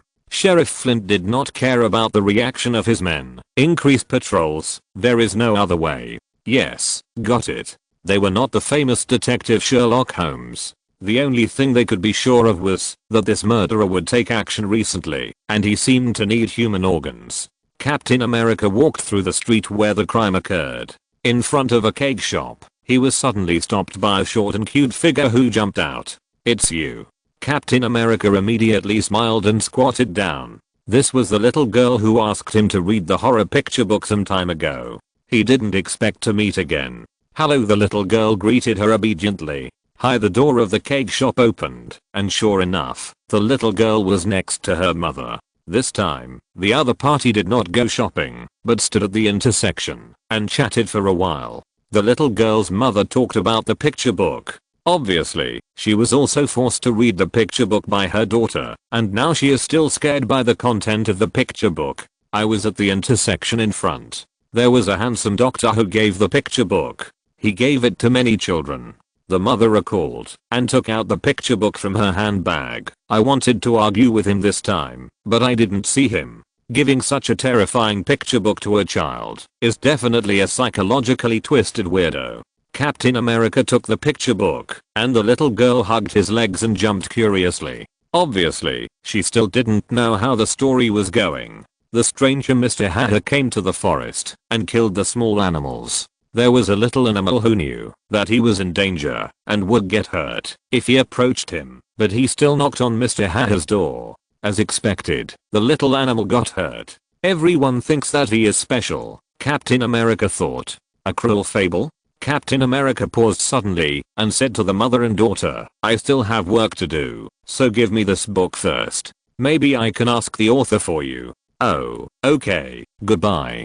Goodbye. Captain America stuffed the picture book into his bag and walked a few steps quickly. He whispered, "What's going on, Natasha?" A voice came from the invisible headset. "The Toyman escaped from the asylum, and you happened to be near the asylum." Toyman? Captain America remembered the figure and frowned. He asked, "What's going on?" The voice of Natasha, the Black Widow, said, "I don't know. We can't contact anyone in the asylum. The situation happened very quickly. It happened just a minute ago. Now we are sending agents to rush over. Sending agents can only evacuate. Except for superheroes. Who dares to confront the Toyman? Okay, I'll go first." Captain America quickly took out his shield and rushed to Hank's asylum. The snow was so thick that it swallowed the soles of his shoes. It could cover his feet. If it weren't for those scary toys, he would have some confidence in dealing with the Toyman. It was already dark, and the snow hadn't stopped yet. The moonlight sprinkled on the thick snow, and it was dazzling. Captain America looked at the two figures walking towards him. The Toyman and a man covered in blood. "Are you welcoming me out of the hospital, Captain?" Lizu asked with a smile. Captain America shook his head. He was only responsible for blocking the door. "Dr. Lang, I'll stop him. You go out first." As he spoke, Lizu had already pounced on Captain America. His fist hit the shield, and there was only a slight bang sound. Captain America behind the shield did not move. "He's injured." Captain America responded with all his strength, but found that Lizu's attack was not fierce. In fact, he only used his right fist. He kicked and stepped on Lizu's raised right leg, and then punched Lizu in the face with his left hand. Lizu smiled, held Captain America's fist, and punched Captain America in the face with his backhand, and both fell backwards at the same time. "How long will it take?" Captain America got up and turned his eyes to the escaping Dr. Lang, who was staggering away with a gun in his hand. Lizu got up and spat out a mouthful of blood. "The punch just now involved the wound. Still stay with me?" The Toyman was a big threat, and Captain America was not sure to keep him. Dr. Lang, who ran away with a gun, was even more threatening. He had a gun in his hand. The frightened beast was out of control and more dangerous. Captain, in 3 more minutes, our people will arrive immediately. Captain America glared at Lizu fiercely. Can't wait what? Captain, you must stop the toyman. The captain took off his headphones and quickly chased in the direction of Dr. Lang's escape. Stop the toyman, or stop the crazy doctor. He has made a choice at this moment. Had her in the snow. Lizu smiled, his shoulders shaking slightly. It was too early to celebrate. Lizu stopped and laughed. It's time to go. He walked slowly towards the dark alley ahead. Shield was a troublesome thing after all. There was little snow in the dark alley. Lizu stopped and saw a figure standing in the darkness in front of him. Lend me your internal organs. Thank you Parksia and Leunian for the reward. Chapter 185. The Case of the Internal Organs. Part 2. Lend me your internal organs. The figure in the darkness approached step by step. The other party's arm seemed to be dragging something, rubbing against the narrow alley wall, sizzling and sparking. When he was 3 meters away from Lizu, he stopped. The 2-meter-tall figure was wrapped in bandages. There was an oxygen tube in his nostrils, a big knife in his right hand, and a prosthetic left leg, like an iron axe. One step. It was extremely oppressive. Too thin. The other party seemed to have just seen Lizu's appearance and shook his head regretfully. Lizu covered his chest, and the wound was torn in the confrontation with Captain America just now. A person from SHIELD. Lizu's eyes wandered, and finally locked on the other party's belt. The SHIELD badge was engraved on it. Now SHIELD patients are also working? The welfare and treatment are really poor. Lizu smacked his lips, as if he was very sorry. You also know SHIELD. But that was in the past. When he heard the name of SHIELD, the man's expression changed a little. It was anger. It seems that you have been underground for too long. When Lizu spoke, his eyes fell on the open manhole cover. If he was not a member of S.H.I.E.L.D., such a terrifying appearance would definitely cause panic when walking on the road. Only walking underground could do it. You are very smart. The man raised his hand, and the tip of the knife was only a few centimeters away from the tip of Lizu's nose. The faint smell of rust and human blood was a bit pungent. Those policemen tried very hard, but couldn't find me. I was like a headless rat. Ha ha ha ha. He suddenly stopped laughing and gritted his teeth. So you have to die. Lizu had already grabbed the knife in one step. With a light touch of his palm, the blade instantly turned into a plastic toy. What is this? The man was terrified. Lizu stepped forward and pressed his palm on the man's chest, and blood flowed out of the bandage. Don't stay at home too much. You should know me if you watch more news. Lizu walked past and the man fell to the ground. The heart turned into a rubber toy, and the blood flow in the whole body stopped suddenly. At that moment, the brain died, and the body stopped. A few minutes later, the armed agent came over and found the body lying on the ground, and the strange symptoms. A body was found. Captain America, who came over later, looked at the body and said, "Who is this person?" He noticed the S.H.I.E.L.D. logo on the body. Is S.H.I.E.L.D. conducting human experiments? The noise of the toyman's escape was so loud that it not only alarmed Captain America and Black Widow, but also S.H.I.E.L.D. director Nick Fury, who rushed to the scene at the first time. Captain America pointed at the body lying on the ground and asked, "Nick Fury, what's going on?" Nick Fury's expression did not change at all. "Captain, before you doubt me, answer me why you let the toyman go?" "That crazy doctor has a gun in his hand." Captain America has his own choice. He knows that the toyman will not attack ordinary people at will, but the frightened crazy doctor may not. No one should be threatened by this. The toyman will bring us more troubles later. Nick Fury could understand the blame in his words. Because Captain America was a rare force under his command, Nick Fury did not intend to break up with him. After Hawkeye was controlled, he was still adjusting his spirit. Thor returned to Asgard. The Hulk chose to abandon his feelings and could not hide. Iron Man continued to be a playboy. Now, Captain America was a rare force in his hands. Captain America's spirit, when used in his hands, would be very useful, as long as it was for justice. But if Captain America's spirit was violated, then Captain America would be the biggest obstacle to the action. "Captain, please stay alert," Nick Fury said as he lifted the manhole cover and jumped in. He already knew where the toyman was at this time. The sewers were interconnected and spread all over the underground of this international metropolis. They were more complex and winding than the streets. The SHIELD agents were involved, but after they dispersed, they seemed sparse. What's more, the enemy they faced was a supercriminal. If there were few people, they might not even have time to report before the whole army would be resurrected. In this case, the search speed would definitely be very slow.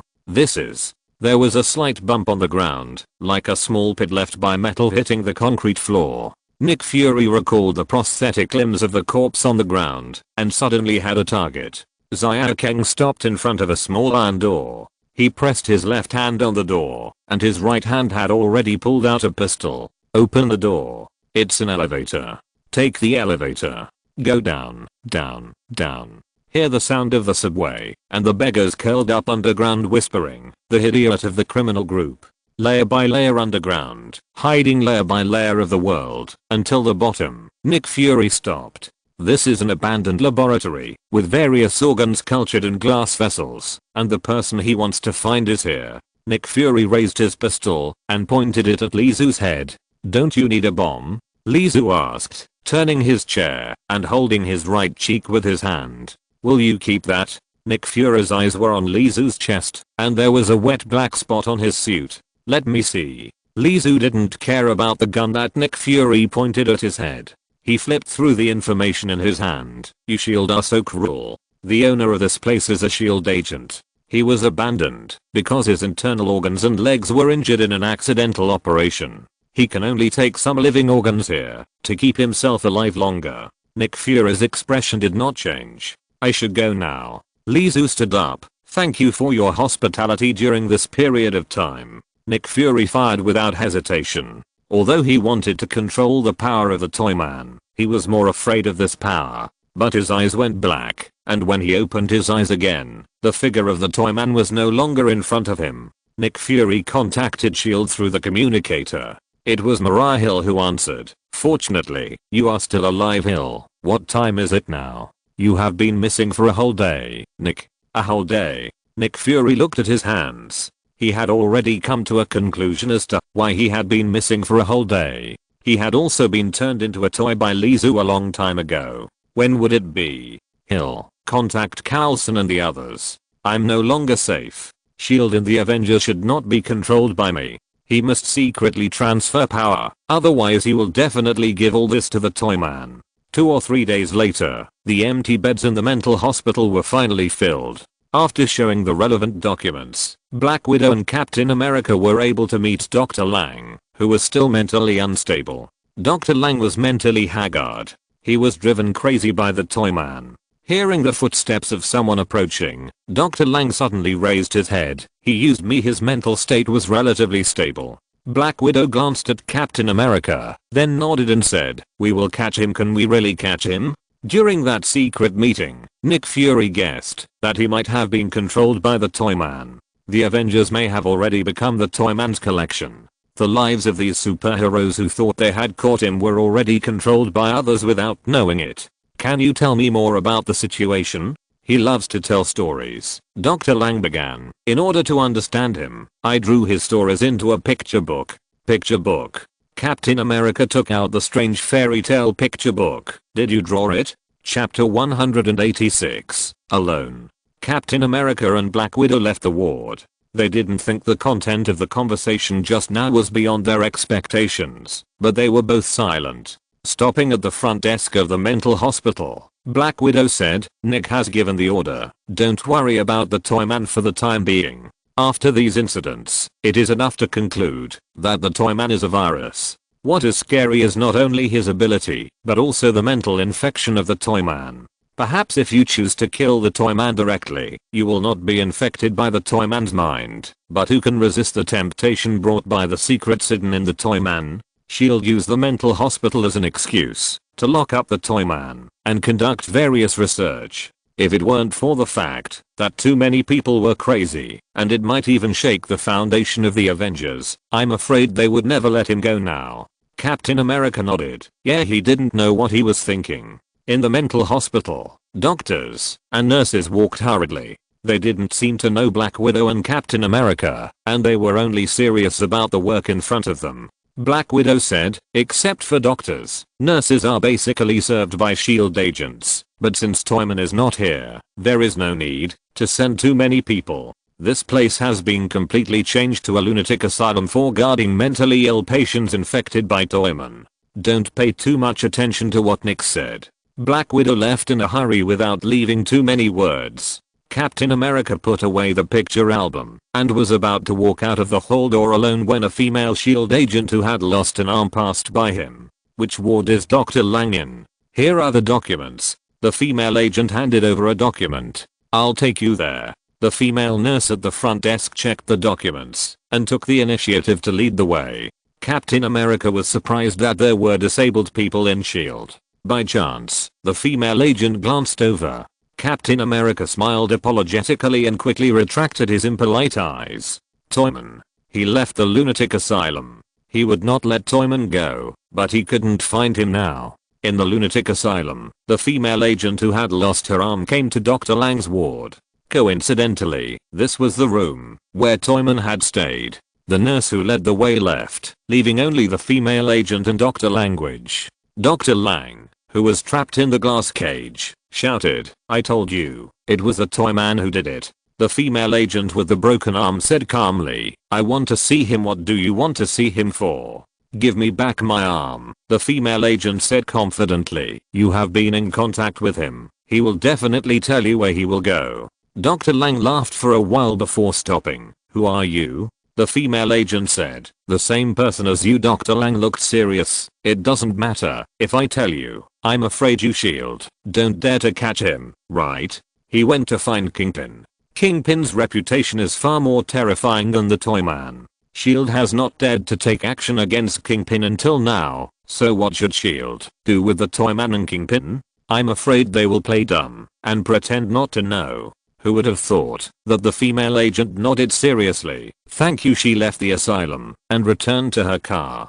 There was a black suitcase on the passenger seat. She opened the suitcase and found a plastic green arm inside. It was a left hand with hideous bones at the joints. There was also a thick stack of paper materials. The female agent flipped through the paper materials and quickly found the location of Kingpin. She started the car and drove on the road with one hand. At dusk, Hell's Kitchen, in front of a building under construction. There were two piles of boards and sand that had not been transported up, and the crane stopped working early. The frame made of steel and iron. The cement truck was parked at the door, and even at the end of the get-off workday, no one wearing a helmet came out.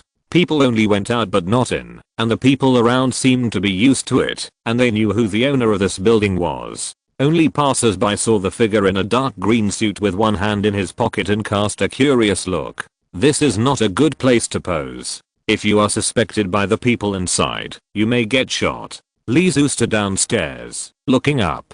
He tried to take in the entire building with his eyes, but the building was too tall, and he couldn't see it all from a close distance. Old friend, don't forget me. He put one hand in his pocket, lifted his leather shoes, and walked into the building. The building had just started construction, and the ground was uneven and there were bumps from the dripping cement, which made his leather shoes uncomfortable to step on. Two men wearing safety helmets at the door saw someone coming suddenly, picked up the sticks they were convenient to use and walked over. This is not the place for you. Get out of here. They were waving their weapons while chasing people away, and they would hit them with a stick when they came to them. No matter what they did, they would beat them up first. Snap. The stick that was smashed from high to low was held in the palm of his hand. Two hands, two sticks, and his expression did not change. The two men wearing safety helmets pulled, but the sticks did not move at all. I'm looking for Jinbing. After hearing his intention, the two men became nervous. They let go of their hands, put down the sticks and ran away. Someone's looking for trouble, he shouted as he ran. Lee didn't stop them either. He put his hands in his trouser pockets, letting the wind blow his tie around his chest, and chased slowly and calmly. This time, there was a crackling sound of footsteps. The building was more than 30 stories high, and only the people on the second floor came down after hearing the noise. It was understandable that who would mobilize all the people just because a guy who didn't know his place suddenly came. There were 7 or 8 people coming down the stairs with pistols. According to the regular process, the people coming down should ask who the person was and why they were looking for Jinbing, but this group of people looked very nervous and opened fire without saying a word. Li Zu walked forward quickly, and when he got to the steel plate, he lifted his foot. The steel plate first turned into a piece of foam and was kicked up, and then instantly turned into solid steel and fell to the ground with a bang. Bullets crackled and rained down. Bullet holes were left on the steel plate, and no bullets penetrated it. Li Zu, who was standing behind the steel plate, was naturally unharmed. Go and have a look. Someone was brave enough to move to the side of the iron plate with his gun raised. Unexpectedly, with a loud bang, the iron plate tilted first, revealing the person behind. The man only had a pistol in his hand, surrounded by people from 8 directions, but he fired calmly, without looking at how he aimed. He stepped on the bow step, stretched his right hand straight, and swung it forward. Bang. He fired, and the pistol of the person in front of him exploded immediately. Accurate.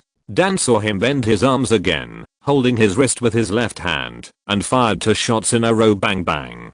Turning around again, with his feet shoulder width apart, his knees slightly bent, he fired 3 more shots, and 3 people fell to the ground. This time there were only 2 people left, and the 2 looked at each other, shooting and running separately. Originally, the shooting was inaccurate at a long distance, and now that they were running, the bullets flew even more randomly. Li Zu did not chase him, but adjusted his cuffs and raised his hands again. He changed his movements twice, and it seemed that he did not find a good angle, so he gave up aiming, raised his feet, and ran forward quickly. Although he looked thin, he ran as fast as the wind.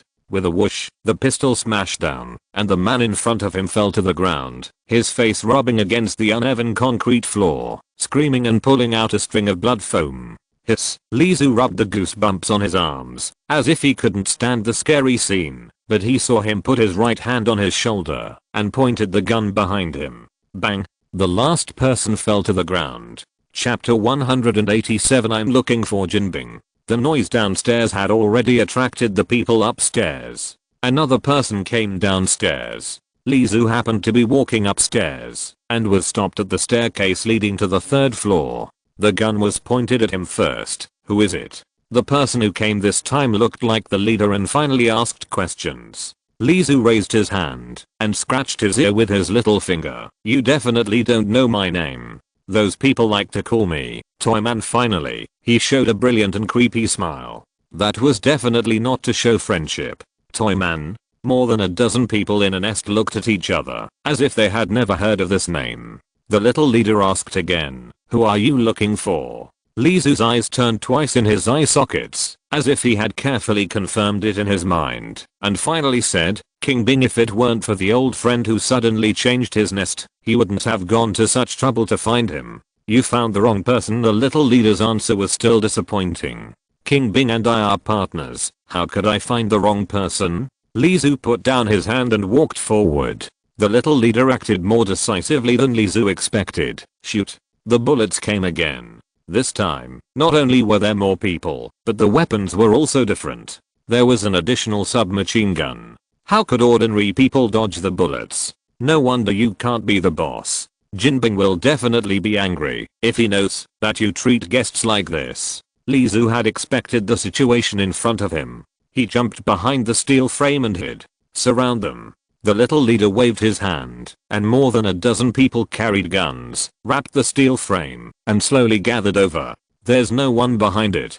The little leader frowned. I guess he hid in it. The steel frame can barely hide people, and it has to be a very thin person. How long can he hide in this 10 square meters of scrap iron? The little leader said, wait until he shows his head and shoot. Who knew that the steel frame suddenly turned into building blocks? Clatter. Someone turned around inside, and the building blocks fell to the ground with a clatter. The dense steel frames fell to the ground like dominoes, revealing a figure in a green suit in the middle, holding a pistol in each hand. The dozen people happened to form a quadrilateral around him. Or maybe the dozen people were surrounded by him alone. He stretched out his hands and fired. Bang. Turning around, he put his left hand on his right shoulder and his right hand under his left armpit, and fired. Bang. He pulled his arm back and pointed it forward and fired. Bang, bang, bang, gunfighting. The muzzle flashed and a dozen people quickly fell to the ground. Someone also aimed at him and fired, but only a ding ding ding sound was left, as if he was shooting at a piece of iron, and all the bullets bounced off. Although Lee Zhu had not practiced the gunfighting technique to the extreme, it was enough for him to deserve the title of a sharpshooter, and his bullets never missed. For him, it was enough to shoot wherever he pointed. The gunshots stopped, and only the small leader was left holding the gun, trembling. "I'm looking for Kingpin." It was the same sentence, but it made people tremble psychologically. There was also laughter, a death warrant laughter. We. Forget it. Lee Zhu shook his head and took a step forward. He was still 3 or 4 meters away from the small leader. It was as if he pressed a jet under his foot. He kicked the small leader and flew out, fell heavily, and hit a car. The pedestrians looked up in fear, but they only saw a green figure and the fluttering corners of a suit. Ha 2 gunshots finally attracted attention. "Boss, someone is messing up the place." He clenched his hands into a trumpet shape and shouted towards the top of his head. In the underground boxing ring, Kingpin was leaning on a stick and sitting on a crocodile leather sofa. The boxers fought to the death, and the roars below were like a tide. The veins on his neck were bulging, as if he could increase the strength of the boxer he bet on by roaring with all his strength. "Kill him! Kill him! Kill him! Kill him!" The roars came one after another.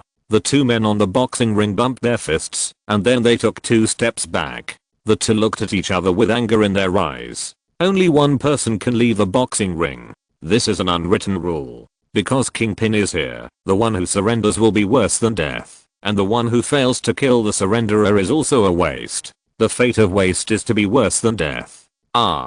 Kill. The 2 men howled and collided with each other.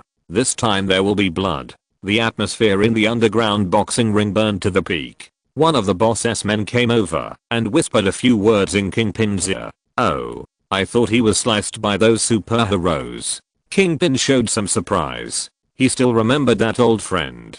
In addition to not being able to beat him, Kingpin was not afraid of him, not to mention that he never lacked thugs. "Call Mr. Osborn. I found him a good opponent today." Osborn Industries. Norman Osborn adjusted his tie, sat in a chair, and stared at the clouds passing by the sky outside the window in a daze. The cell phone suddenly rang, and Norman Osborn picked up the phone, frowning and looking at the caller ID. "Hello." The voice on the other end of the phone was a little hoarse, and there was a weird laugh. "Osborn, the boss has a task for you. I'm not his little brother, nor his thug." Norman Osborn was about to hang up the phone.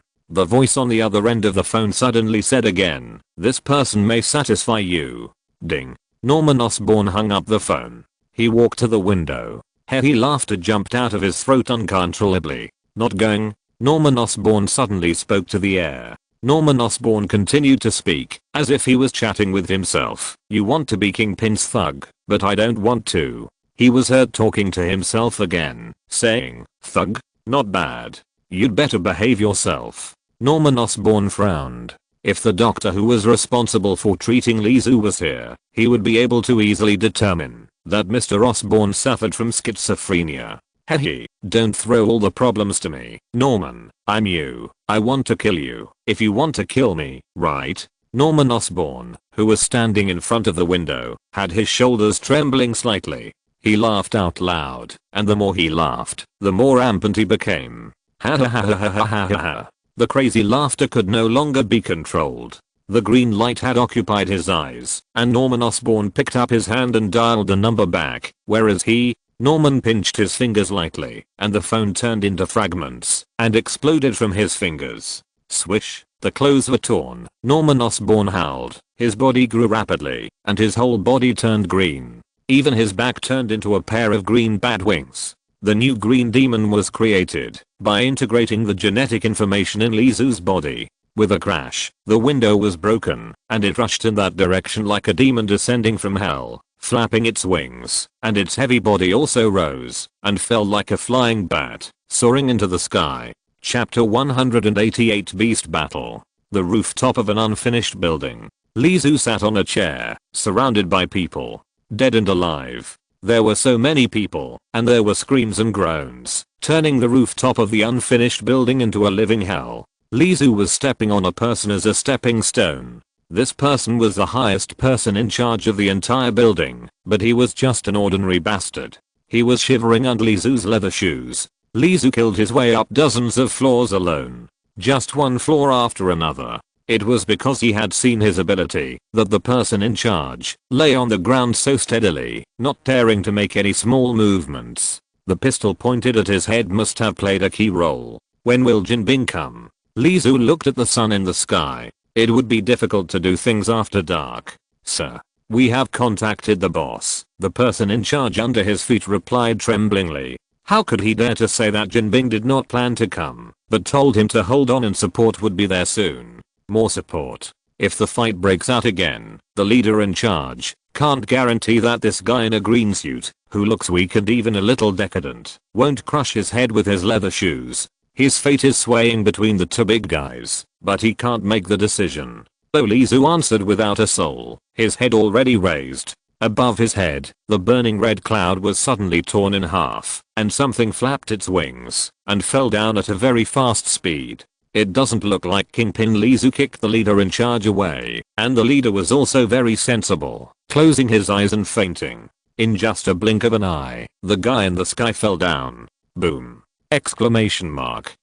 The strong wind pressed down, blowing the unbuttoned suit with a rustling sound. Lizu stood on the edge of the roof of a building dozens of stories high, with his back to the sunset, his head under the fiery red clouds, and one hand in his pocket looking at the person coming. The green behemoth, with a huge body comparable to the Hulk, and a pair of lizard wings. It's so ugly he didn't remember there was such a monster in the Marvel universe. It looks like a hell demon covered with a layer of green paint. The extremely oppressive body and the familiar madness in his eyes made Lizu frown. The other party looked at Lizu and said, "Is it you?" He was obviously disappointed. Among ordinary people who don't exercise, Lizu's slender body is also the type that is bullied all year round. After 2 seconds of stalemate, Lizu kicked the ground with his leather shoes and rushed to the rescue. One step forward is a 100-meter high cliff. Lizu actually took a fearless step forward just to punch the monster in front of him. The huge green palm raised up and caught Lizu's fist. Good strength. The green devil smiled and showed his fangs. Lizu, whose arm was caught, had no foothold in the air. Like a kite with a broken string, he was caught by the green devil and swung in the palm of his hand. 1 circle, 2 circles. The green devil, who was swinging Lizu happily, was stunned. Although Lizu's right hand was caught and he couldn't escape, he turned his body and hugged the green devil's arm. The green demon said unhappily, "Bugs." Ha ha ha. Lizu laughed and kicked the green demon in the face with the tip of his leather shoes. However, he ignored the fact that his arm was caught and actually twisted his body and kicked the green demon under the armpit. The armpit was attacked, and Lizu's kick was stronger than Captain America's. The green demon subconsciously clamped his armpit, but did not clamp Lizu's foot. The strength in his hand loosened. Lizu immediately pulled out his deformed and twisted arm. He held the green demon's shoulder with his left hand and turned halfway. He seemed to have become a top performer in the circus, performing a thrilling and gorgeous performance hundreds of meters above the ground. Touching with the palm, toy-like. Very slowly. The opponent has a lot of energy in his body, or there is a high-level curse to resist Lizu's toy-like transformation. After a 1-second stop, only a slap of skin and muscles were toy-like, and these toys were self-repaired in an instant. No, it was the green demon's body that rejected the waste meat and repaired itself super quickly. Bang bang. He had no choice but to step on his feet and use the force to jump back to the roof. He half squatted on the ground, panting. His right hand had been deformed and drooped weakly, letting gravity pull him. Bugs. The green demon rushed over angrily. He hadn't felt such pain in his body for a long time, and now he was annoyed. He flapped his wings twice quickly and stretched out his right claw to grab Lizu. It stirred up a strong wind, and it turned rapidly into a drill and rushed towards Lizu. Lizu dodged sideways, and a piece of his suit was accidentally torn off, looking quite embarrassed. King Bing's welcome gift is good. Before he could breathe a sigh of relief, the green demon pounced again. He dodged it once, but the second time was very reluctant. The spinning green demon grabbed Lizu. What the hell is that? The green demon was confused. The person in front of him was suddenly wrapped by a massive black matter. The black matter seemed to have become alive and twisted like seaweed. Lizu was completely wrapped by the black matter that suddenly appeared. The green claw also stretched into the black matter. The green devil's expression suddenly changed. What a great strength. His arms trembled, and his arms were slowly expelled from the black substance. Crack. The sound of bones wrestling. A pale big hand, holding the green devil's claws, slowly stretched out from the massive black matter. Through it was a pair of legs, bony legs, pale, and covered with strange cracks. Bare feet, stepping on the ground. Another hand stretched out. The black matter flowed, spread out, and finally turned into a pitch black cloak to wrap the pale legs. The whole body was covered in the black cloak, with only a pair of arms left. The position of the cloak's head was flashing with scarlet light. The green devil looked at the strange black cloak that seemed to swallow up both light and sound, and his heart beat wildly for no reason. Even though he was now dominated by the madness in his mind, the crazy voice in his mind was also screaming and trembling. Ho ho, that was the sound of the vocal cords struggling. It's like this. Maybe I won't stop until I kill you. The personality of Norman Osborn seized the opportunity and struggled. Run. He said to the crazy monster in his heart. Run. The green demon pulled up the corners of his mouth hard, flapped his wings, and smashed towards the black cloak like a cannonball. This time, he used the fastest speed and the strongest power. The black cloak didn't seem to move fast. He slowly took 2 steps to the side, but he couldn't get out of the green demon's attack range. Ha ha ha ha. The green demon laughed triumphantly. He hugged the black cloak and fell directly off the building, hitting the ground directly. Exclamation mark. At the moment of landing, the green demon's wings spread out. Boom.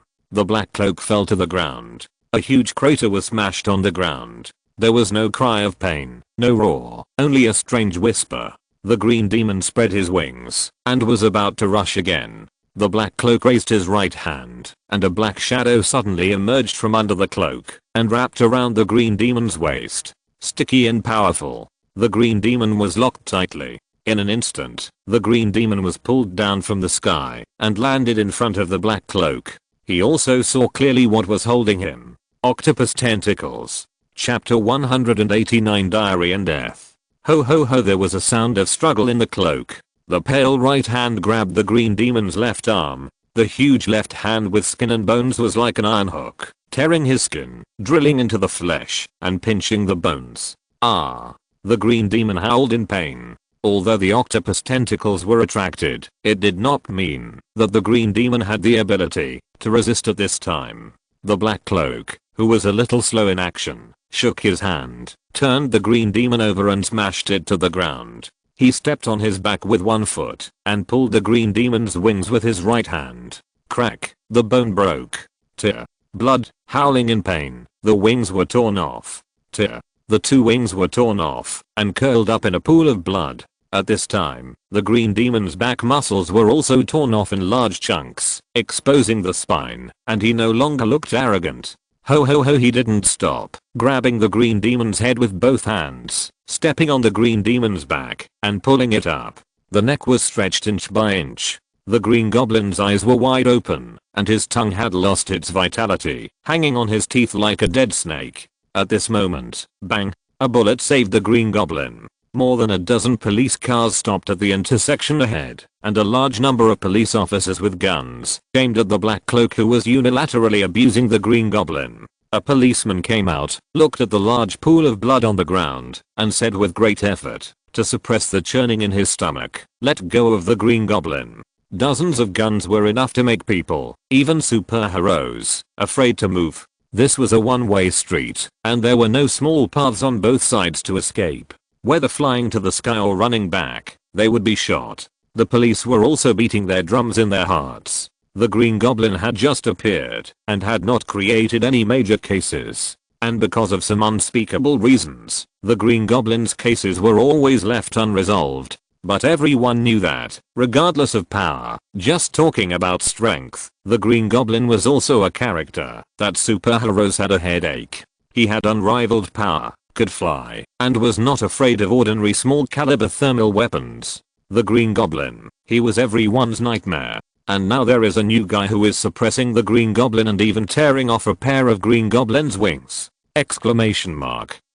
Bang! The Black Cloak put down the Green Goblin's head. The Green Goblin got a chance, and finally got a breath, but he didn't dare to make too much noise, to avoid attracting the other party's attention. He was as humble as a dog. The police's hearts were lifted, because after putting the Green Goblin down, the Black Cloak did not choose to run away, but walked towards them step by step. Unlike expected, no ordinary police wanted to face this monster directly. Shoot! Fear prevailed, and the police quickly fired. The dense rain of bullets hit them, barely making the Black Cloak retreat a little half a step, but he took another step, and closed the distance between the two sides again. Where are the reinforcement? Where are the reinforcement? Reinforcement. This is an urban area. Where can the reinforcement come from? Damn Kingpin. Listening to the police's words, it is not difficult to hear why they were able to get here in the first time. The Black Cloak took 2 more steps forward and suddenly stopped. Bang! The octopus tentacles swung out like whips, entangled the street lamp, and then pulled it suddenly, uprooting the steel and iron street lamp. The street lamp fell into the pale hand, and the octopus tentacles flowed out from the cuffs, crawling up the street lamp, wrapping around the street lamp, squeezing and transforming into a slightly curved huge sickle. A sickle without a blade. The scarlet light in the cloak flashed. Shoot! Shoot quickly! There was a cry and a shout. Unfortunately, the figure like the god of death had already arrived in front of them. With a wave of the white arm, the police car, the police, the street lamp on the roadside, and the trash can were split into 2. Blood exploded all over the sky. Blood, endless blood. Madness was released. The splashed blood was like a hymn of a weird cult, singing blood and madness, praising the prologue of the curse from blood. Finally, there were no more living things in sight. The Black Cloak stopped, and the thick octopus tentacles retracted into the cloak. The cloak also shrank quickly, and finally the only figure was revealed. Lizu stood in the mincemeat, the only person standing in the sea of blood and corpses. His eyes flashed red, and he had not yet recovered from his bloodthirsty impulse. On a building not far away, under the curtains, a camera took rapid bursts of photos. Death. The man holding the camera was a little scared, afraid of being discovered, and then turned into mincemeat. And he found that just staring at the Black Cloak, his heart couldn't stand it. He couldn't hold on, otherwise he would die. He had this thought in his mind for no reason. Yes, it's definitely the death. If Thor can appear, why can't the death appear? He took out the memory card and rushed to the bedroom computer. The computer read out the photo, a distorted figure in a black cloak. Looking at that figure, the man's heart twitched for no reason, and his brain seemed unable to bear it. Was it a flash of inspiration, or was his head about to explode? He took out his diary. December 20th, 2012. The Green Goblin flew from the horizon again, but his wings were torn off by the death. The death was covered in a black cape, and he fought with the police. It was not a fight, it was just a pure massacre. The blood splashed on the windows of my house, which is on the 12th floor. Hehehe. The sound of the car engine brought Lizu back to his senses. A car stopped beside the Green Goblin, who had now transformed back into the seriously injured Norman Osborn.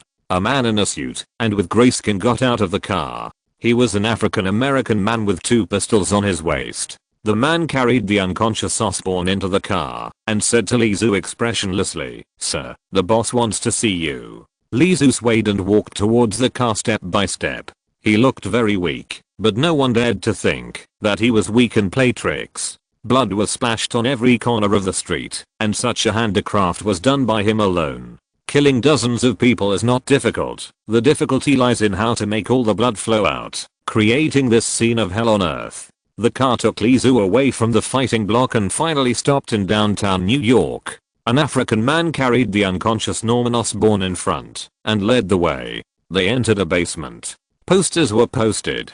"Want to get rich overnight? As long as you can wave your fist, we will pay you." The underground was dark and damp. The one-eyed man set up a table and sat at the door. He saw the African man carrying Norman Osborn stood up suddenly, as if he had seen the great killing god. "The boss's guest," the man said. The one-eyed man nodded vigorously and opened the door behind him. The old elevator. The three of them entered the elevator and went to the third floor underground. As soon as the elevator door opened, a roar of thunder and lightning came out. The underground boxing ring was in full swing. Kingpin was sitting not far away, admiring the fighting below. When Li Zu came to him, Jinbing turned around and said with a smile, "We meet again." Li Zu sat on a sofa consciously. "It's really hard to find you when you move." The thugs beside Jinbing glared and wanted to teach Li Zu a lesson, but Jinbing glared at him and lowered his head and dared not move. Jinbing stood up and glanced at Norman Osborn, who had woken up. Norman Osborn hid far away and didn't even dare to look at Li Zu. "How could it be?" Jinbing said with a smile. "We are partners and friends, right? If you're listening to this novel on a channel other than Fanfic World, it means they downloaded and uploaded it without effort. We cordially invite you to visit our channel, Mundo Fanfic Novelos. There you'll find the original version of this story and you can explore many other novels of various genres. We're waiting for you to immerse yourself in a world of incredible novels." Chapter 190. Is this all the hatred left, friend? Li Zu's mouth curled up in an extremely exaggerated arc, showing his teeth and gums. It seemed like he was laughing, or maybe he was just laughing so exaggeratedly. Jinbing suppressed his disgust and laughed along. Fortunately, neither side had the intention to get too entangled in this regard. Li Zu asked, "Is it about time?" Jinbing nodded. "After Christmas," Li Zu sighed, as if he felt it was a little late. "Good day, isn't it? Because of his cooperation with Jinbing, that he has stayed in the Marvel universe until now. Do you want to go and take a look first?" Jinbing invited. "Is it okay?" Li Zu asked with interest. "This way please." Jinbing led the way. They walked through a door, and in front of an iron door Jinbing entered the password. He did not carry Li Zu. "My password is useless to you, right, Mr. Jinbing?" "You are so frank." Li Zu smiled and nodded. All the anti-theft devices in the world nowadays are just a kick to open the plastic door for Li Zu. Li Zu didn't care what Jinbing was thinking. They took the elevator and descended quickly. The huge basement seemed to be built deep underground. Finally, it stopped. In a huge laboratory, researchers wearing protective clothing were debugging the machine. Li Zu and Jinbing's cooperation, their common goal, is to open the door to the multiverse and travel to different universes and different Earths. Jinbing's purpose is unknown. Li Zu used this method to make up for his sudden loss of the ability to travel through time and space. Our research is at the last step, but the coordinates of multiple dimensions are difficult to obtain. We need you. If you don't come today, we will find you. Jinbing pointed at the machine and said. Most of the words were lies. The translation should be, "If you didn't come to me, I would never take the initiative to find you. It's better to hide it from you." It's just that Jinbing didn't want to be an enemy of Li Zu even with such strength. "Fortunately, I came." Li Zu nodded, obviously really agreeing with this. Jinbing paused and laughed a few times. "Our people are debugging, and you came at the right time." Without Jinbing's suggestion, Li Zu also wanted to try first to see if this machine can connect to the dimensional coordinates he has. Coming to the computer, Li Zu's mind shifted to his brain. Sensing a signal from another dimension, the researcher said in surprise. Did the man in front of him really have the coordinates of another world in his brain?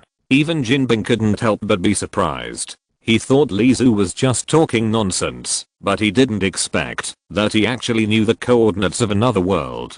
In the words of Jinbing's researchers, if you want to store the coordinate information of another time and space, you need at least a computer of the scale of the space agency. But Li Zu actually stored the coordinates in his brain so simply. The world that Li Zu will go to next is very clear. He wants to return to the DC world, so he is also going to test the DC coordinates. Below, in a sealed laboratory, a cannon-like machine shot out a beam of light, and the air cracked and shattered like fish scales. At the location where the light shone, there was a hole in the air, not like a wormhole. It was only the size of a palm. "What should I do?"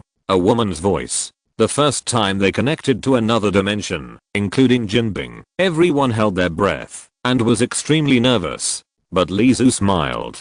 Through the palm-sized hole, connected to the other dimension, he saw the owner of the voice, Barbara Gordon. That's right. Li Zu opened the door and walked into the laboratory. "Sir, there are experiments going on inside now. If you go in without permission, you will." The researcher wanted to stop him, but was stopped by Jinbing. He was happy to have a volunteer guinea pig to help them collect data from the other world and improve the experiment. The light beam produces a strong suction force. No one dares to guarantee what will happen if you walk into the light beam. Gotham's Dark Knight can't catch him. Barbara Gordon was still sighing. What is this? She may have noticed the palm-sized changes in the air. The bat can't catch him. Why don't you go in person? It must be said that, even if there is an accidental connection between dimensions, Lizu's mind is full of bad water. A female bat will definitely cause a lot of trouble for other colleagues in Gotham. Who are you? Barbara asked. The light beam went out, and the connection between the two universes was broken. Lizu turned around and heard the researcher explain, energy is insufficient. If you want to continue to open the multi-dimensional world and search for specific people in the other world, I'm afraid you need the power of the whole city to support it. Jinbing's cane hit the floor heavily, making a dang sound. He said, then use the electricity of the whole city. I don't know what Kingpin wants to search for in the other world. If his claws touch Gotham, Lizu really hopes that those bastards will come to the Marvel world and make a big fuss. At least this saves him the energy to go back once. Seeing Lizu coming back, Kingpin suppressed his excitement and asked, what world is it?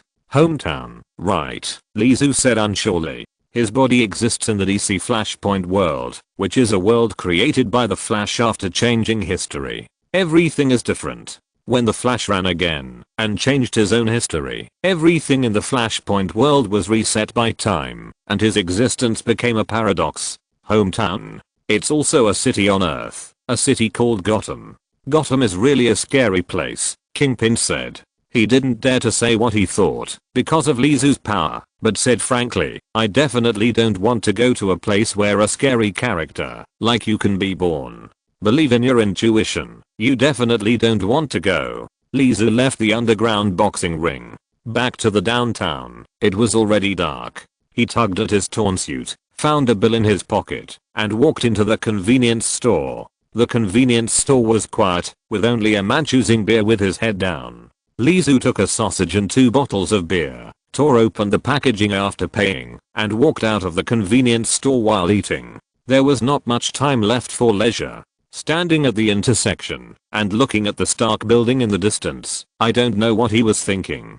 In the cold winter, Lizu, wearing a shabby and thin suit, stood on the street. Someone came up to him and handed him a bill, probably because his slender figure made people feel pitiful. The homeless man sitting in the snow next to him glared at Lizu angrily because this colleague had taken his business. Lizu put away the bill and raised his eyebrows provocatively at the homeless man next to him.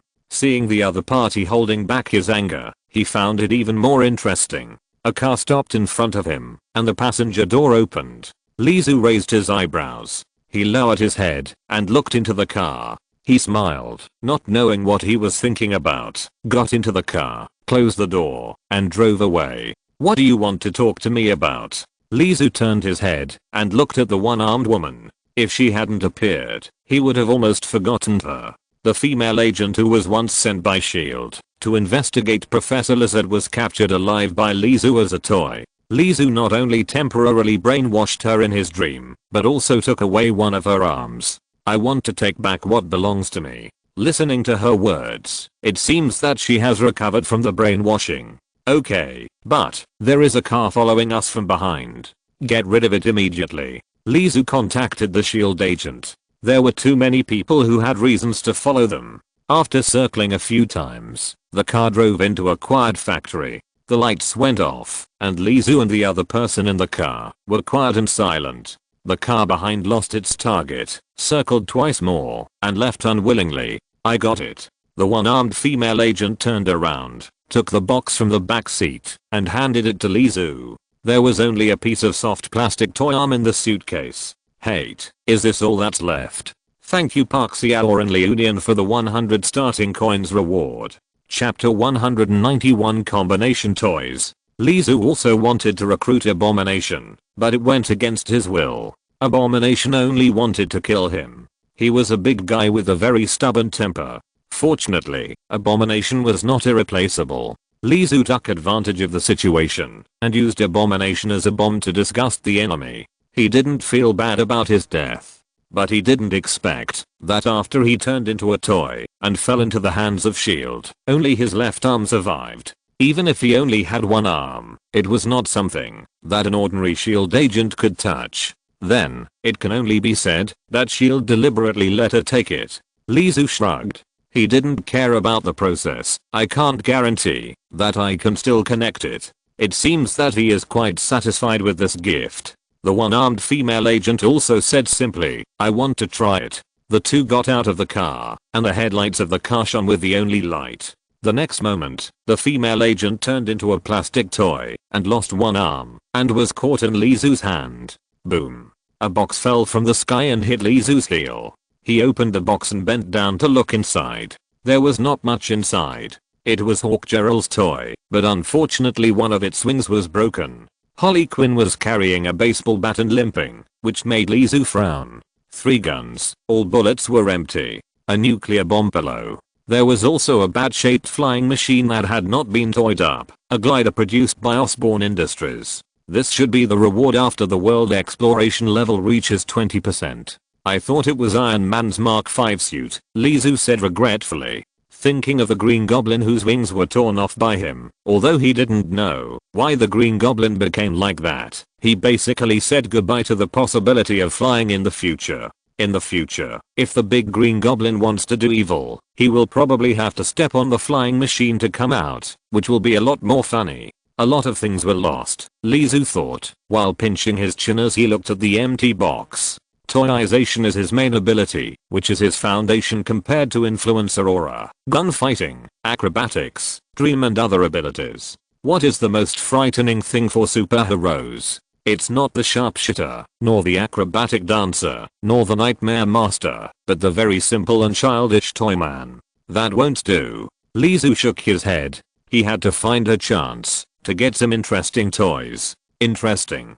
Superheroes are not interesting toys, but supervillains must be easy to use. Ah, I found it. After searching for a long time, he finally found the inconspicuous plastic arm in the prop box. There was a groove on the female agent's plastic toy, and the movable joint of the arm was pressed against it, and it was snapped on with a light press. That's how Lee Su took off the other's arm. He never thought that he could put the arm back. It must be said that the female agent gave him a new idea. Toy-like, the female agent woke up. There was a wound on the arm, and it was still bleeding, but the arm was attached. The female agent endured the pain and moved it, without any discomfort. This was originally her arm, and now it was just returned to its original owner. Combination toy. The cost of this operation is half price. He looked up at the sky, which was pitch black. We are even. The female agent sat back in the car. Are we even? Lee Su was stunned. The next moment, the female agent turned into a toy, which was crushed into a ball in his palm and thrown into the trash can. Lee Su sat back in the car and turned the key. The engine started. I forgot to say it, he suddenly said to himself. If you can't pay for the surgery, you will die here. No credit is accepted. The alley killer was caught.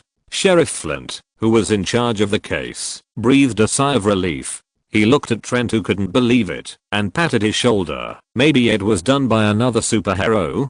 To live in this world, if you are not a superhero, you have to accept your mediocrity. After saying that, Sheriff Flint left. His persuasion not only had no effect, but made Trent clench his fists even tighter. Mediocre? He was fed up with mediocrity. On the way home from get off work, Flint received a call from his wife and had to stop in front of a small convenience store he passed by. Daily necessities make ordinary men even more mediocre. Trent squatted in front of the shelf, considering whether to buy a bottle of beer. Just as he reached out his hand, he suddenly heard another person push the door in. Turning his head, his pupils shrank suddenly. It's him. The tattered green suit, the yellow face, the same pale and decadent look. He was once responsible for a bank robbery fugitive, and he has not caught the other party yet. How dare you walk here so arrogantly? Trent grinned silently, but thinking that the other party could escape from the hands of Iron Man, he suppressed his inner restlessness and did not act without authorization. The man bought beer and sausages and staggered away. Trent put down the things in his hand and followed him slowly and silently. What is he doing? Trent looked at the man standing in the snow, staring at the sky with lifeless eyes, and was about to take action. A car suddenly stopped beside him, waiting for someone. Trent's eyes were solemn, and there was excitement burning like fire in his pupils. Follow him, maybe we can catch a criminal gang. Trent drove and quietly followed the other party. As expected of Sheriff Flint's mediocre evaluation, Trent noticed something was wrong after just a few minutes of following. They found out I was following them. He immediately accelerated, trying to stop the car first, but the car also accelerated suddenly and took him around in circles on the street. After 2 or 3 circles, the car completely disappeared after a turn. Damn it. Trent slammed the steering wheel twice, and the car horn screamed. Passers-by turned their heads to look at him. Those puzzled eyes seemed more like mockery to Trent. He drove back home and opened the door. His wife was busy in the kitchen wearing an apron. His wife asked, "Where are the things?" "I didn't buy them." "What?" The tigress was about to show off her power. Trent shrank his neck and sat on the sofa stubbornly. But the anger did not come after all, but a glass of beer was placed on the coffee table. "Are you upset?" "I'm very ordinary," Trent said, picked up the beer, and drank most of it in one breath. Burp. Not only is his ability ordinary, but his alcohol tolerance is also ordinary. Is it bad? The wife wiped the oil stains on her apron with both hands and sat on the sofa next to her and asked. "Yeah, not good." Trent looked at the wine glass with blurred eyes. He counted: Iron Man, Captain America, Thor, superheroes. Superheroes had just appeared not long ago. In addition to believing in them as idols and reveling in them, people in the world accepted the existence of superheroes without any discomfort. They even accepted the existence of aliens. At the same time, they also accepted the conclusion that the police in this world are trash. The wife asked, "What's wrong?" Today she was more furious than before, like a completely different person. This was someone who understood him better, but Trent had other bad things in his heart at this time. "I want to be a superhero too." The wife was silent for a while. "It's very dangerous." Trent didn't say anything else. After a while, the wife returned to the kitchen, and the sound of spatula and cutting vegetables continued to be heard. The two were speechless all night. Trent didn't tell anyone about the encounter with the green suit robber.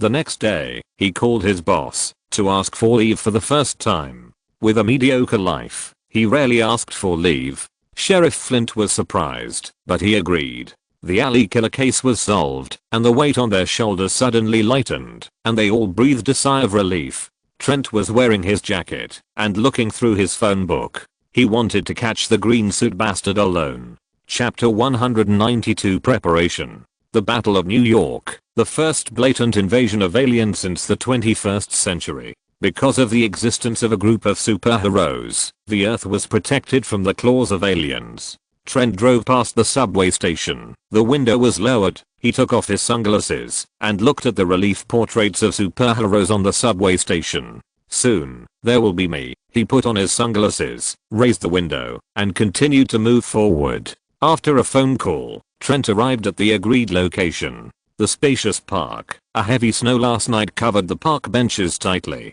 The park, which used to gather many elderly people, has now become a snowy kingdom with few people. Trent stood in front of the bench and took out a pack of cigarettes from his jacket. He held the cigarette and lit one. The index finger and middle finger held the cigarette somewhat strangely, but soon, the familiarity buried in his distant memories returned. He had secretly learned to smoke in high school, wanting to become extraordinary. Even if he couldn't become an idol-like student, he could at least become a bad boy. But the result was that his father found the smell of cigarettes on him and beat him up.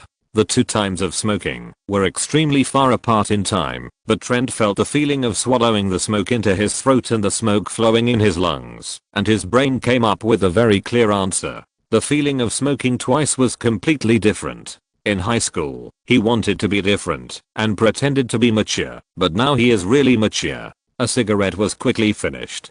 The hot ash fell on the bench, burning a shallow layer of marks on the snow on the bench. "I didn't know you could smoke." The voice came from behind. Trent flicked his finger, and the cigarette but flew into the snow, leaving only a trace of white smoke blending into the air. The person he was waiting for has arrived. The black suitcase fell on the snow-covered bench. It was very heavy. With a light drag, the snow on the bench was swept clean. The person who came was wrapped in a black windbreaker, and the brim of the hat was very wide, covering most of his face.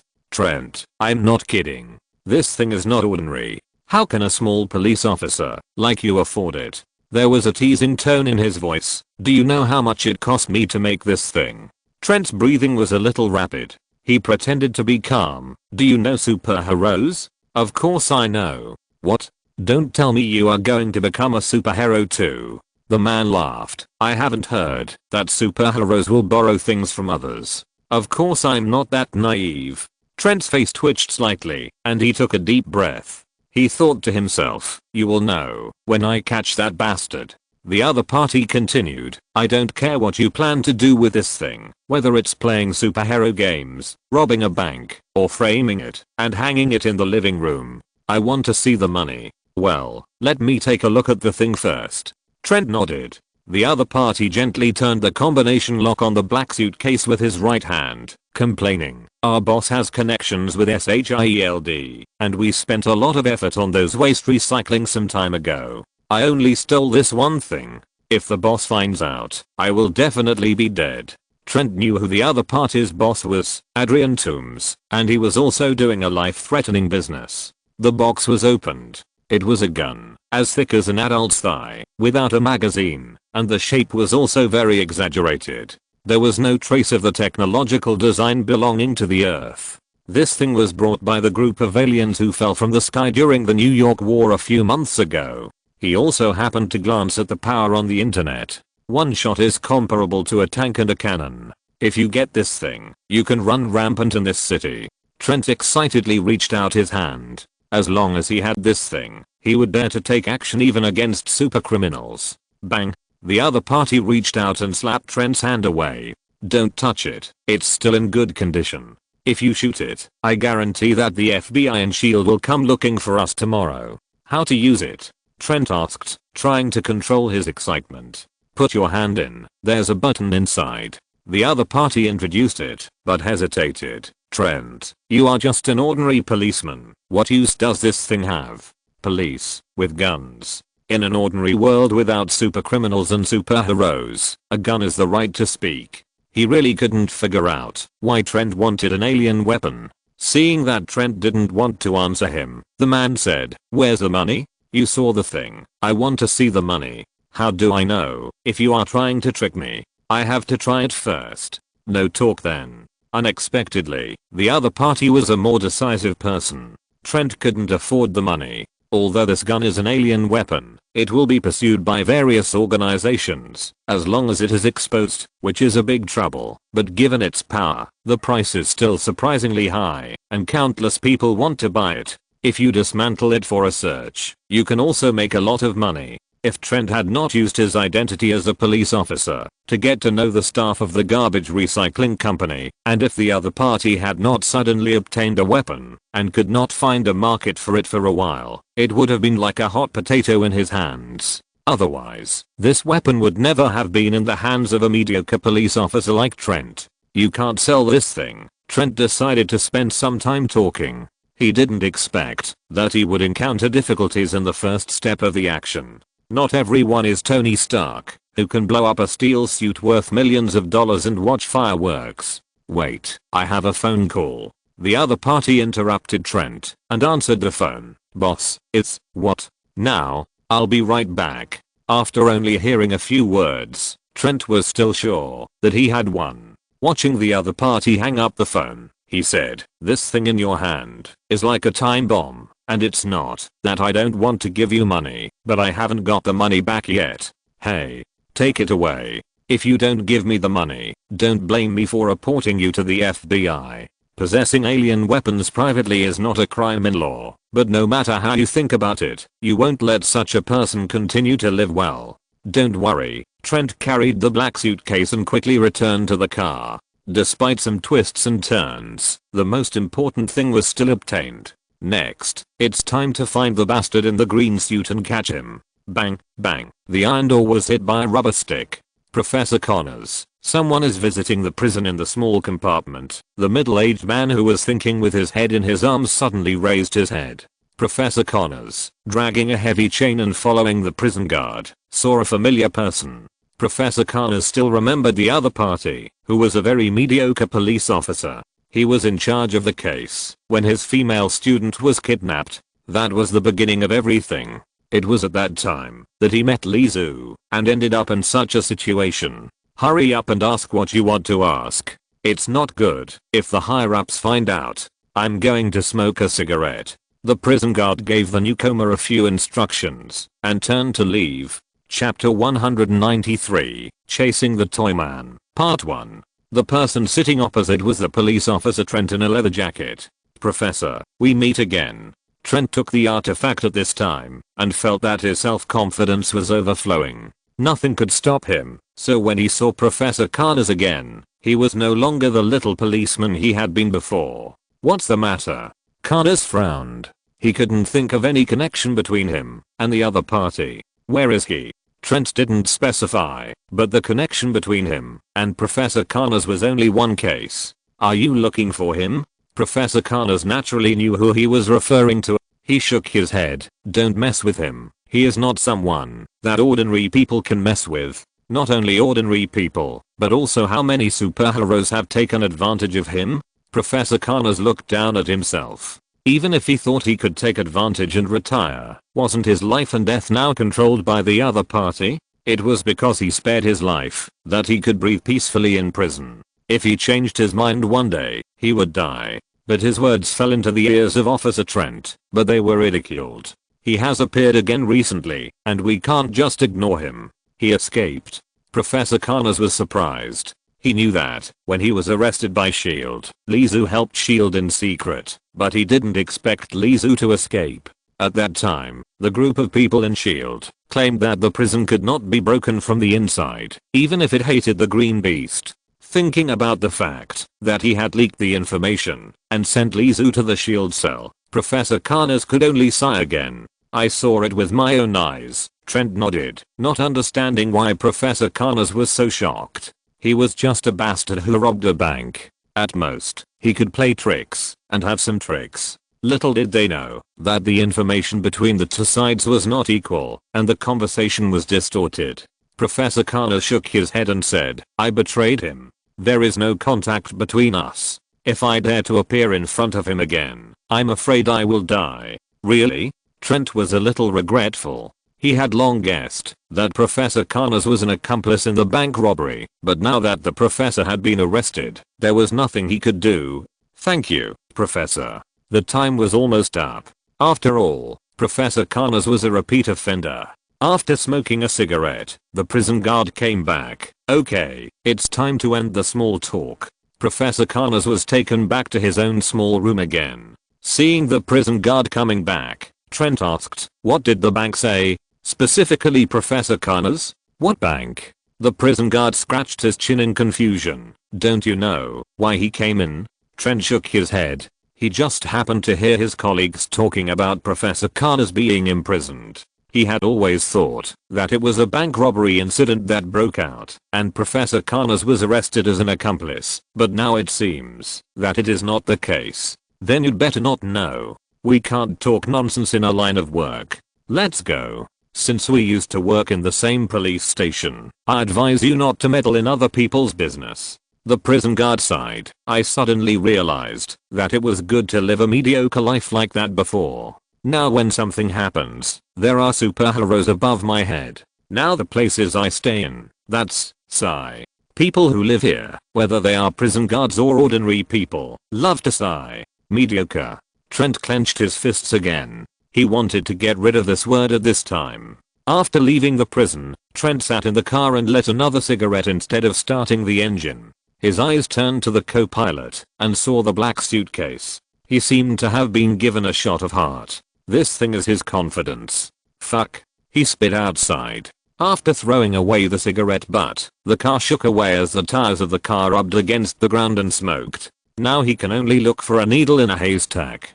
Christmas is just one day away. Lizu held the coffee cup, recalling where he was last Christmas. I think I was in Gotham. The hot coffee passed through the wall of the paper cup and transferred heat to his hands. Gotham's Christmas carnival was very lively, and the Joker pulled the whole city to be happy together, although no one was still smiling in the end. Again. The rooftop reflected light for a moment, accidentally exposing his presence. Lizu lowered his head and drank coffee, as if it were a taste. On the rooftop of a 15-story building, an agent carrying a sniper rifle reported in a low voice, "Report may have been discovered, it doesn't matter, keep following." Inside SHIELD, Nick Fury looked at the computer worriedly. Blood on the floor. Pieces of minced meat were scattered on the ground. "Is it really him?" he asked Agent Hill standing in front of him. Mariah Hill nodded. "Even if it's not him, it has something to do with him. Someone saw him go to Hell's Kitchen to find Kingpin, and these things happened not long after that. Even if you can't see the situation at the time, you can guess one or two. Even if the toy man doesn't have the power to make people bleed, what if the toys in his hands have this ability? How is he related to Kingpin? From the contact we have had so far, the toy man should be the Lone Ranger. A toy man is enough to give people a headache. Knowing that he is related to Kingpin, even the director of S.H.I.E.L.D. feels anxious that he is stuck in a mess and can't find a clue. How did it happen? Have you found out? There are no bystanders, and the incisions on the body are very strange." Mariah Hill frowned and recalled, "It should be a very sharp knife. It's not surprising that he has a few sharp toys in his hands," Nick Fury said. "But for this matter, they have lost the clue. Toy man, S.H.I.E.L.D. has no power to move at this time. Even if Nick Fury has it, but if she comes back, will it really be useful?" Looking at the broken meat on the ground and the blood flowing like a river, there are no bystanders, no cameras shooting. It's like a story happening in another time and space. Nick Fury sighed. He still has a lot of tricks up his sleeve. "What are you going to do?" asked the agent who had been standing by for a long time. "Coulson, I didn't ask you to ask me questions," Nick Fury said to Phil Coulson, one of his most trusted agents. "I don't have any way." Phil Coulson decisively spread his hands, indicating that he was powerless. Mariah Hill suddenly said, "Now we can only use the dumbest method, searching door to door in the surrounding area." Searching door to door, you can always find that perhaps at some time, a small device in a family recorded some fragments. Nick Fury nodded. "Then check it out." Although they knew that the closer they were to Lizu, the more likely they were to fall into an abyss of no return, they were S.H.I.E.L.D. agents and had to find out clearly. Thank you Park CEO Ranley Union for the 100 starting coins reward, and thank you Hangai 1,212,399 for the 100 starting coins reward. Thank you Yarn Kitchen for the reward of 10,000 starting coins. I will try to update more tomorrow.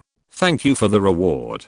Chapter 194, Chasing the Toyman, Part 2. After sending off his agents, Nick Fury got up and headed to another building in the Treelink building. This is the office area of S.H.I.E.L.D., a close friend of Nick Fury, Alexander Pierce. He came here for another matter, which could be big or small, depending on how Nick Fury thinks about it. "Pierce, one of my agents disappeared." The smile on Alexander Pierce's face disappeared, and he turned into surprise. "It shouldn't be, I just sent her to perform some small tasks. She only has one arm," Nick Fury said. "It seems that something is really wrong."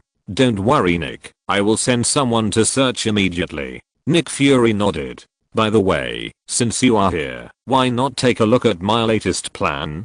The last New York battle caused us a lot of losses. Although your superhero is useful, we should not ignore other powers." The two discussed and walked into the office. Half an hour later, Alexander Pierce sent Nick Fury away, but his face turned cold. "It seems that we have encountered a difficult character, Brock Rumlow, and our Mr. Toyman does not want to cooperate." Brock Rumlow is a soldier wearing a black tactical vest, with a tough face. When he stands, he is as straight as an iron tower, and his whole body is full of murderous aura. In the office, there are only Pierce and Brock Rumlow. "I know what to do." As the captain of the S.H.I.E.L.D. Rapid Response Force, Brock's tough face is full of murderous aura. "It's not the time yet, he is in the limelight now." Pierce tapped the table lightly with his fingers, thinking, "Forget it, it's just a small character who died, but you can go and give Mr. Toyman some small troubles. I don't want others to take my things for nothing." Yes. On December 24th, 2012, the night snow stopped, and the city was decorated with lights. The red Santa Claus hat has become an annual hot-selling item. From the street to the end of the street, everyone has one. Lizu wrapped himself in a windbreaker, bought from a department store, a woolen scarf around his neck, and a Santa hat on his head. He also blended into the carnival of the festival, and became a part of it. He bought 2 deer antler headbands in exchange for the hot girl's red lipstick marks. On his side face, the red lipstick marks were as hot as a brand, attracting attention. What a wonderful world. Lizu sighed as he stood in the crowd. He glanced sideways, and the poor tracking technology of the people in the dark was seen through at a glance. We have a party later, do you want to come? The wheat-colored girl pulled Lizu's arm, and invited him seductively. Lizu was a little annoyed. I have an appointment, I'm afraid. I can't tonight. A group of friends are looking for me. He noticed that there were quite a few people approaching in the crowd. I wonder if it was S.H.I.E.L.D., Kingpin, or neither? Really? The girl didn't force it. Everyone was looking for happiness tonight. Trent was wearing a black windbreaker, wrapping his hands and feet tightly. He was lucky and found the bastard in green clothes again. A few days of aimless searching almost wore out Trent's patience. Sheriff Flint told him more than once that he had asked for too long this time. After today, Officer Trent will become a hero. Trent took a deep breath and quickened his pace to chase Lizu. Hey, are you free? The wheat-colored girl hugged Trent's right arm, which was covered by the black windbreaker, and could not be seen clearly. Wow, your arm is really thick. She raised her eyebrows and couldn't think of a suitable adjective. Seeing Lizu walking farther and farther away, Trent said coldly, get lost. The girl was frustrated and let go of her hand, still cursing. I came out to play for free tonight. 2 in a row? If I didn't want to try the light and light taste of the thin today, would it be your turn? Trent couldn't hear these words, and he quickened his pace to catch up. After crossing 2 streets, Trent's strength was almost exhausted, and then he saw Lizu stopped. There was no one around. Did you find me? Trent raised his right hand in panic. He had the weapon from the Chitauri. With this weapon in his hand, he felt more confident. Lizu didn't seem to expect that Trent actually had such a weapon in his hand. Where is your accomplice? Trent held his breath and concentrated, suppressing his psychological tension. He had secretly tested the power of this weapon. 1 shot was enough to beat a person into pieces. Although he was a policeman with a gun all year round, how could he, a mediocre policeman, dare to really kill someone? Accomplice? Lizu suddenly realized that this person was not in the same group as the other group of people chasing him. That's easy. He pointed behind him. Here they come. Hey, don't shoot, or I'll die. Messy footsteps came from both sides, and Trent thought to himself, sure enough. How could Lizu rob all that money? This time we are going to solve a big case. The footsteps were getting closer and closer. I advise you to surrender. Trent's gun was not pointed at Lizu, but at the accomplice who rushed out with a gun. People with weapons are more threatening. When the group heard Lizu shout, they were shocked. Now they just wanted to rush out and shoot, fearing that Lizu would die too late. A round of bullets was fired, aiming at the figure in the distance. The street lights had been turned off long ago, leaving only moonlight. The group only saw 1 person standing opposite them. It was impossible for anyone other than Lizu. So, the bullets in their hands were fired more fiercely. What a group of murderous gangsters. Trent exhaled heavily. He was suppressed by the bullets for a while, and dared not look up. No, we must show them what we can do. Trent gritted his teeth, and stood up suddenly. But, a beam of blue light swept past. It hit the 2 people who rushed out from the head, and the 2 people immediately turned into blue smoke and disappeared. Trent exhaled heavily. The effect was beyond his expectations. Then, his self-confidence soared. What is that? Is it the Toyman's helper? Fight back, fight back. Trent couldn't help but want to laugh when he heard the other party's anxious shouts. Fight back. Just you? The blue light swept past, and 2 more people evaporated. Puff, puff. Trent was very unfortunate, and his left arm was shot twice. He endured the pain, and hid behind the trash can. Why not kill them all here? The pain did not make Trent retreat, but instead aroused his bloodiness and ferocity. The most important reason was the self-confidence brought to him by the gun in his hand. It made him feel like Iron Man saving the world. Is this what it feels like to be a superhero? Trent stood up and fired quickly. The blue light swept again, and 2 more people disappeared. The 2 sides fought, and Lizu, who was standing in the middle, squatted down. The manhole cover turned into plastic, cracked, and swallowed him. Gunfire swept back and forth in the field, and both sides were already bloodthirsty. No one paid attention to him, the protagonist. It's really dangerous. He wiped the non-existent sweat on his forehead. He didn't know who the pursuers were, and he didn't know who was blocking him. He had a fight, because of chasing Lizu, and then another fight, because of chasing Lizu. It was really a mess. It's time to go. Lizu left from another sewer in trance. The time he had agreed with Jinbing had come. Chapter 195 Mediocre.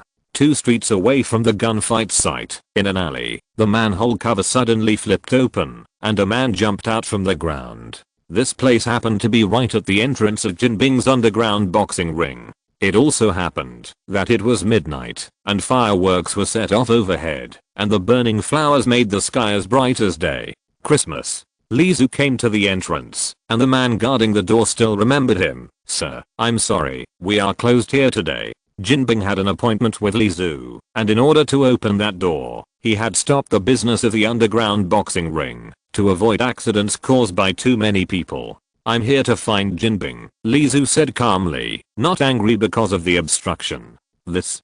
Go ask. Jinbing will definitely invite me in." "Sir, please wait a moment." The man seemed to be extremely concerned about Lizu's identity, or he was afraid of the man who brought Lizu here some time ago, and he suppressed the dirty words in his throat when he spoke. Security guards like them, who don't do legitimate business, of course, their mouths are full of shit and fart. After a few minutes, he trotted back. "Come in." Seeing Lizu get on the elevator, he whispered, "It turns out that you are not a friend of Tombstone." After the elevator stopped, someone had already led the way in front. Lizu changed into the protective clothing for the experiment and came to the door of the laboratory. Opposite the laboratory is the main computer room. The computer that Lizu used to transmit coordinate information last time is just the tip of the iceberg of the computer room. Jinbing was also wearing protective clothing and sitting on a chair. When he saw Lizu coming, he laughed and walked over. It can be seen that Jinbing was really happy.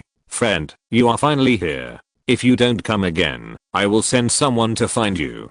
"Thank you, friend," Lizu responded with a smile. He would not take Jinbing's words seriously. The machine has entered the final debugging stage, and each scientific researcher is working intensively, fearing that something will go wrong. "Friend, are you ready?" Jinbing looked at the huge instrument, as if his dream was also hidden in it. "Friend, don't worry, I've been ready for a long time." Lizu was not worried at all whether this journey through time would let him die here. But it is true, who has to lives can still be afraid of death. "Friend, I wish you a smooth journey." Jinbing nodded. Under the guidance of the scientific researchers, Lizu's put on the headset for receiving signals and walked into the laboratory. "The coordinates have been confirmed, sir. Please stand at the predetermined position." The voice in the headset guided Lizu to move and stand at the predetermined position. But a beam of light took Lizu to break through the multiple dimensions and went to another world. In just this moment, the power consumption was very terrifying. Not only did several fuses in the basement burn out, but even an area of West Central City also lost power at that moment. At this time, fireworks were exploding in the night sky. Whether it was the power outage at that moment or the sound of breaking the latitude wall, it was offset by the fireworks in the sky, and almost no one noticed it. Even if someone found that there was a power outage at home for a moment, they didn't take it seriously when they saw the lights on. It was just that a few teenagers gathered in front of the TV to play games, and suddenly the power went out. The game could not be saved, and all the games were played in vain. They gritted their teeth and stamped their feet in anger. As for the basement, when the light became thinner and less dazzling, the people present opened their eyes. Lizu's figure had disappeared from the scene. Jinbing sat back on his chair, and the chair creaked under his heavy body. He squinted at the laboratory, and the broken door had healed, and everything seemed to be unchanged. But he was very happy, very happy. The boss researcher walked up to Jinbing carefully and said, "I changed his coordinates according to your instructions. Well done." Ha ha ha. Jinbing laughed heartily. It was difficult to find a cost based on the coordinate information given by Li Zhu, but changing a few decimals would mean changing hundreds of thousands of messages, which was not a simple workload. Jinbing was not stupid, so how could he let Li Zhu return to his hometown? Maybe Li Zhu would come back again if he got the chance in the future. What he had to do was to make sure Li Zhu would never come back. Jinbing delayed this period of time just to send Li Zhu to a strange place. It would be better if he could drop directly into hell, space, etc., so that he could never come back, but he also knew that Li Zhu was cautious and did not dare to do it too obviously. The researcher swallowed his saliva and was about to say something but stopped. Jinbing knew that he must have something else to say. Say it. "We lost 2 computers." What? There are all the data related to the instruments in it. The researchers wiped their sweat, and all the data on breaking the dimension reading was in it. Although the machine is still here, they may be able to break the latitude wall again, but that also means that Li Zhu can come back. A carnival Christmas Eve, a happy Christmas. A gunfight broke out in the alley, but it ended silently. Many residents did not know that there was a battle, or someone found a body full of bullet holes in the garbage dump in the morning, and then screamed and called the police. The police came very quickly. Sheriff Flint looked at the body sadly. Trent, why? The first moment he saw the body, he knew who it was. The body had a strange shaped gun in its hand. The old sheriff knew that the most mediocre and useless police officer under his command must have fallen into unspeakable trouble. Trent asked for so many days of leave, but in the end he died unexpectedly in the garbage dump. "We are SHIELD. A document first appeared in front of the old sheriff, followed by a human face. "This body is now in the hands of SHIELD. The old sheriff, who had had many contacts with SHIELD, nodded. "I understand. We know nothing, and won't say anything." He watched Trent's body being lifted up, and a box of cigarettes fell out of his body. There were a few empty cigarettes. It seemed that Trent had smoked a few, but he also knew that Trent never smoked. There was also a light smell of cigarettes on the body just now. For some reason, Trent suddenly changed his temper. The SHIELD people bent down again to pick up the cigarettes and carefully sealed them. Trent didn't know who he had a grudge with, but the weapon in his hand meant that Trent had to die silently. The old sheriff watched Trent's body being carried away, sighed, and said to the policewoman Gloria Lothar beside him, as if he was sighing himself, "It's good to live a mediocre life, isn't it? SHIELD.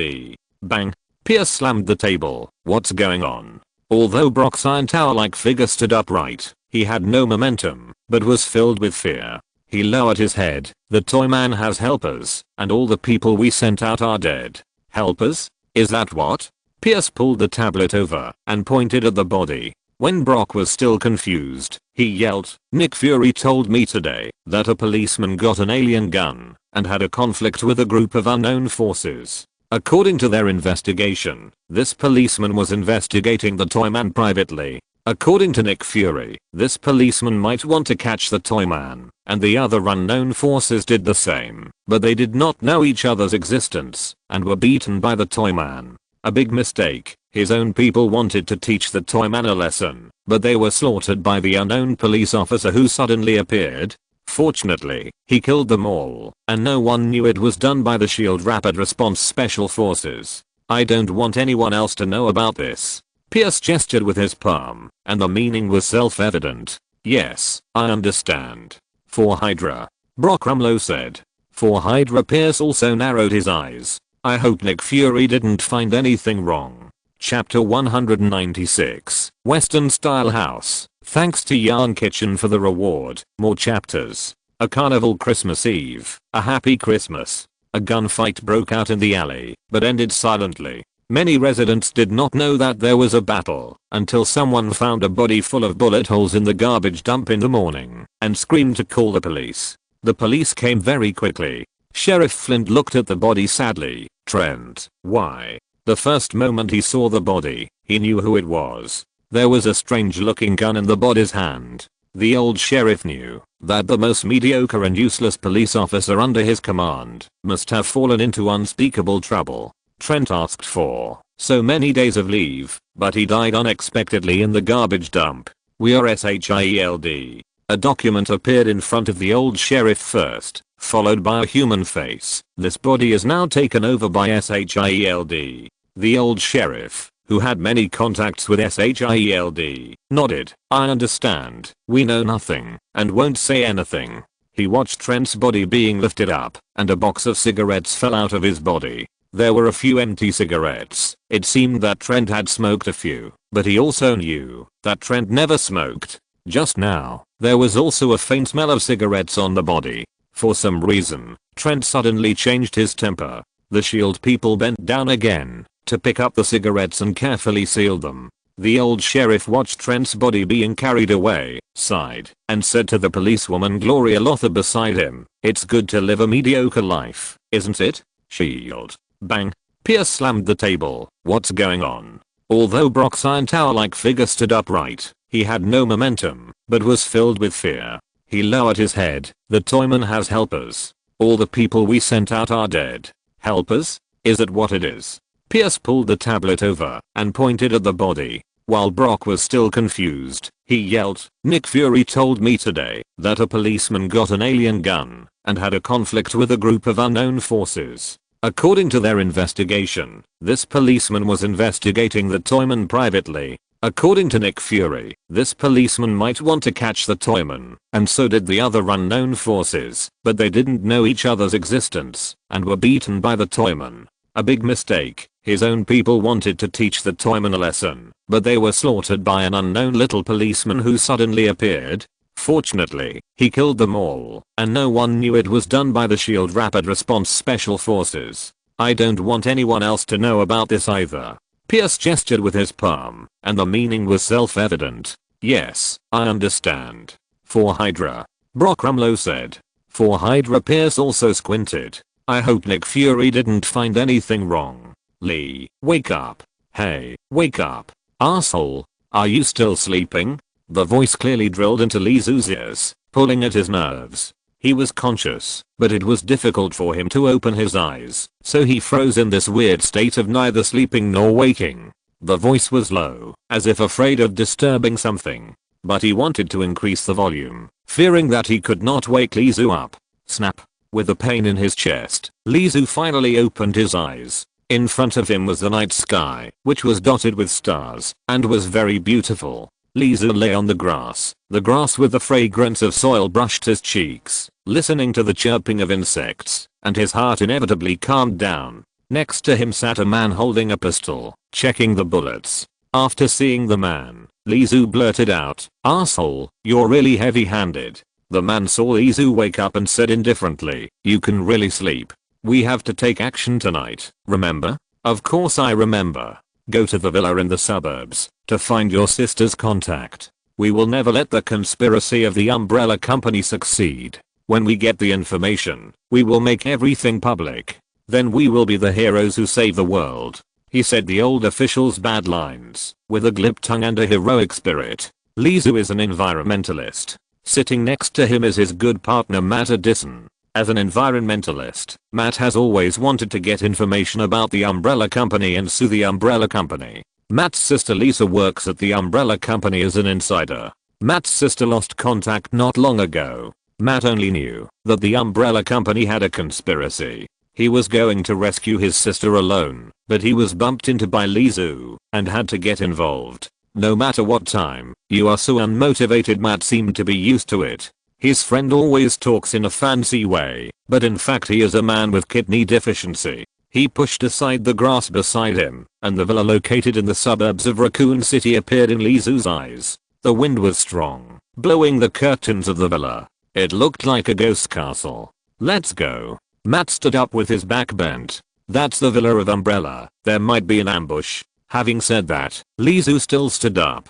He subconsciously touched his waist and touched the pistol. Pulling out the pistol, an indescribable feeling surged in his heart, as if he could do anything, as long as he had this gun in his hand. "I have investigated clearly. There are only 2 people guarding the villa on weekdays. Is it difficult for you to subdue them with your skills? Matt was full of confidence in Lizu's skills. That's right. The two groped their way closer to the villa. Before they found the right direction to break through, two beams of strong light suddenly fell from above their heads, pointing at their heads. We've been discovered. Run. Lizu subconsciously turned around and ran away, and Matt's reaction was not slow.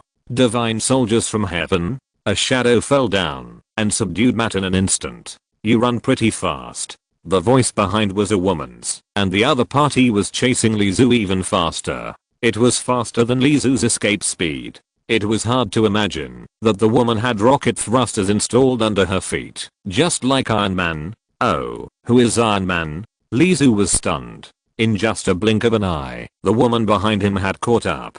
With her right hand, she grabbed Lizu's shoulder, and Lizu's momentum of running forward paused. He grabbed the hand on his shoulder with his right hand, flipped his body to the right side, and twisted the hand behind its owner's back. Only then did Lizu see the person coming, a fierce female mercenary. Interesting. The female mercenary smiled with the corner of her mouth. Regardless of her right hand being pinned behind her back, she turned around and punched Lizu with her left fist. Lizu leaned back to avoid it and quickly kicked the other party in the knee. The joints were stressed and the female mercenary subconsciously knelt on one leg. Lizu took the opportunity to grab the left fist that had lost its balance. As soon as his left fist landed, he frowned. What a great strength. He couldn't even hold on with his two hands, so he made up his mind and rode on the back of the female mercenary, using his body weight to suppress her. In a flash of friction, the winner was decided. If you're listening to this novel on a channel other than Fanfic World, it means they downloaded and uploaded it without effort.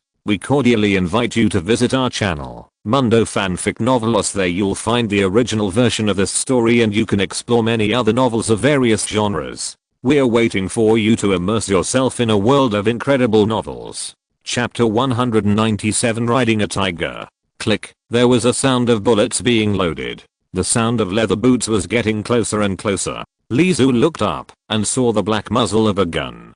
Don't get me wrong. Don't get me wrong. Lizu raised his hands decisively and let go of the female mercenary. Ouch, he was kicked by the female mercenary accidentally. Fortunately, he reacted quickly and the kick only hit his calf, which made his calf swollen and painful. If he hadn't stopped her, he would have been in trouble. The two mercenaries in front of him with guns came over, one aiming at his head and the other at his heart. Rain, how does it feel to be ridden by someone? The person who came joked to the female mercenary. Being ridden by someone? I'll try to ride you. I will definitely kick his ass. The female mercenary named Rain stood up and glared at Lizu. Lizu smiled helplessly, provoking a tigress. She really only thought she was a man when scolding people. As a woman, she actually asked back, try to piss you off, which was quite tough. No, no, no, I still want to live. You can't put a knife on your waist.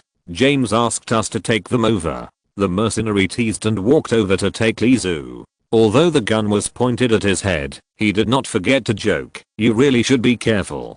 Be careful? Lizu asked curiously. Although he was captured, it was not a big deal. At least he would not die. The mercenary pointed at the front of him and said, this tigress may be interested in you. She said before that, if you want to sleep with her, you must beat her. No one could beat her before. Now that you can beat her, I'm afraid she will force you. He smiled very cunningly, and he didn't hide when he spoke. He was deliberately teasing the female mercenary. I would rather sleep with a man. Another mercenary also interrupted at the right time. It was obvious that the two had teased the female soldier more than once. Tigress? Isn't that also a female? Lane, who was walking in front, suddenly stopped, turned slowly, and had a murderous look on her face. The two immediately shut up and dared not speak. Lizu had his hands cuffed and his gun confiscated. In the end, he walked into the villa castle obediently, but he did not sneak in at the beginning, but walked through the main door. Hi, Matt waved to Lizu. He was also handcuffed, so he raised his hands to greet him, and his smile was a little awkward. He didn't learn any skills to protect himself. Lizu was caught, so he certainly couldn't escape. Lizu looked around the room. The interior decoration of the villa was very grand, and the curtains were full of ghost charm. They swayed left and right when the wind blew. Listening to the whistling sound of the wind, it seemed that there was really some evil spirit hiding outside the window. They walked through a long corridor and then came to the living room. This family is really rich. Even though Lee Zoo knew that this belonged to the umbrella company, he couldn't help but sigh. It took several minutes to walk in the corridor alone. Could it be that he had to drive to go to the toilet on weekdays? But no one paid attention to his words. There are several people here wearing heavy armor, bulletproof vests, pistols, rifles, everything. It is obvious that this group of people is the same team as Lane and others. In addition to Lee Zoo and the mercenaries, there is obviously a third group of people in this house. She is a woman in a red dress, like a rose blooming in the dark night, attracting the attention of the men present. Who are you? The woman is asking. People from the umbrella company, just like you. The one who spoke was a big black man. He should be the James mentioned by the mercenaries. James did not explain too much, but just said a few words. The woman's state at this time was amnesia. That belongs to the emergency security system of the hive. Where are the two of them? James glanced at Lee Zoo and Matt. He is so powerful. He rode Lane under him in a few moves. The mercenary just now laughed, which was really a pot that was not opened. Lane's face was normal, and he raised his fist to hit. Lane, wait until you complete this mission before fighting. I don't care if you kill them. James scolded. After hearing his words, Lane had to stop punching. James's eyes shifted to the waists of Lee Zoo and Matt. Although they had no guns, they had taken the guns from them. Matt spoke first. We are the police. What should we do? Kill them here directly? Lane asked. Take them with us, and let the company handle the rest. James waved his hand, and made a decision. He didn't have the courage to kill the police directly, whether it was true or false. The group did not explain their purpose, and even deliberately avoided Lee Zoo and Matt when talking. Matt and Lee Zoo were guarded separately by two mercenaries. Your two moves just now were really powerful. Have you practiced? The mercenary guarding Lee Zoo was called Kaplan. Judging from his appearance, he should not be good at fighting. I learned acrobatics and practiced kendo when I was a child. Awesome. Kaplan gestured with a thumbs up. Who would have thought that there was a huge underground space under the villa castle, and there was also a train. How huge would the beehive they were going to this time be? I'm afraid it would be as big as several raccoon cities. Kaplan chatted with Lee Zoo for a while, then stopped talking. The road was very quiet, except for the discovery of another umbrella company employee who was unconscious on the train. Like the woman in red, he also lost his memory. Something is wrong, Lee Zoo muttered to himself. He couldn't say it, but he knew very well that something was wrong. What's wrong? Kaplan came closer, as if he found it interesting that Lee Zoo defeated Lane, and he took the initiative to come closer. Lee Zoo shook his head. The weird feeling still existed. He just felt that it was a little different from usual. Something was wrong. The hive has arrived. The train stopped, and the group finally arrived at the destination, the entrance to the hive under the villa. Lee Zoo and Matt were handcuffed with their hands behind their backs, and were guarded separately on the left and right. The two had no chance to talk at all. In fact, Lee Zoo didn't think Matt could discuss a feasible plan with him. What is this place? The woman in red spoke first. The hive was not a high-tech building, built underground as everyone imagined. There was stagnant water, broken wires, and chaos everywhere. It was even messier than a geek's room. There is an artificial intelligence Red Queen in the hive. Umbrella Corporation detected that Red Queen suddenly went crazy, closed all the passages to the outside of the hive, and killed everyone in the hive. Team leader James said, our mission is to enter the hive and get rid of Red Queen. With the muzzle of his gun raised, he looked a bit handsome and bold. But how can a living person fight a computer? Can he shoot and blow up the other party's motherboard? Well, this is not a good idea. Looking at the appearance of this group of mercenaries, it is obvious that they are prepared in this way. Everyone. Matt keenly caught another message. His sister is still in the hive. Everyone. James looked back at him and said affirmatively. Chapter 198 Staggering. Red Queen has sealed off the hive, and the elevator cannot operate. So the journey to the Red Queen mainframe room, which used to take only about a minute, may now take half a day. It is undoubtedly a burden to bring Lizu and Matt along for this journey. Moreover, Lizu is quite capable. If he disrupts the situation at a critical moment, it may cause more trouble. Rain, JD, keep an eye on them. We will go down to get them off aboard. When Kaplan left, he was still arguing with Lizu. Rain whistled, which meant your chance has come. I'll fuck your mouth. Rain was indeed swearing. In the end, the others just laughed. Only Lizu and his 4 companions were left. They belonged to 2 different camps and had little intersection. In addition, Lizu had a fight with Rain before, and he even rode Rain under him.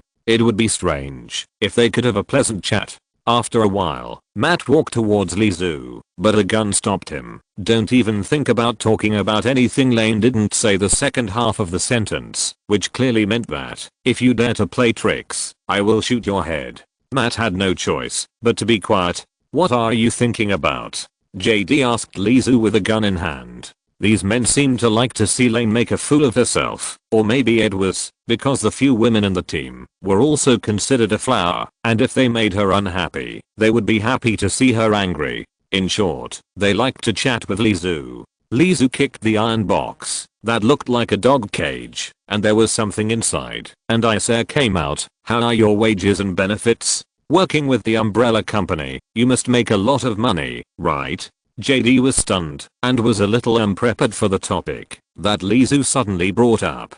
This was a dark and weird basement. Is it really good to talk about wages and benefits? Not much, barely enough for one person to spend the money spent by a person who spends all day and night, and the money spent by a person who has to tighten his belt are both barely enough for one person to spend. JD's appearance clearly belonged to the former.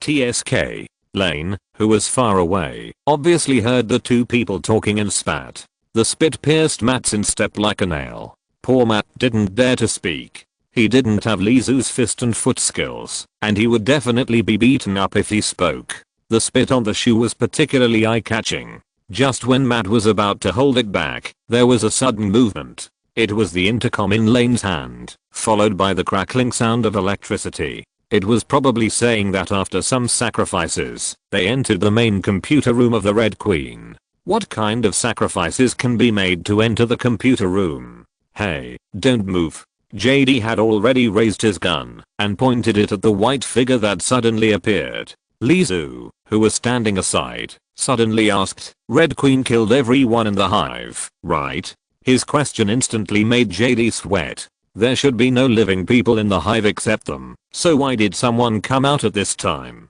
If you move again, I will shoot. JD took a half step back. The figure in the white coat swayed left and right, lowered his head, and walked over step by step, ignoring the gun. JD fired decisively, and the bullet hit the thigh. Most people would have hugged their thighs and howled, but the figure did not stop for a moment, and continued to move forward. Another shot, hitting the chest, still failed to stop the opponent's forward momentum. Even without bleeding, it was still approaching step by step. Just when the figure in white was about to walk in front of JD and give him a big hug, Lane kicked him. Get out of the way. She kicked JD away, put the muzzle of the gun against the chest of the figure in white, and fired brazenly. A string of fire knocked the figure away and fell far away. What a ghost thing. Bah. Lane spitted unhappily. Can you not say the word ghost at this time? JD rubbed his arm and got up from the ground. Lane's kick was not light, and his arm should be swollen. Lane glanced at him. Are you going to lie down in your mother's arms and cry? That's not funny, Lane. Just as the 2 were still bickering, the people who went to the Red Queen's main engine room came back. Only 3 of them. The woman in the red skirt, the amnesiac man on the train, and Kaplan and the big bag he was carrying. Only the 3 of you?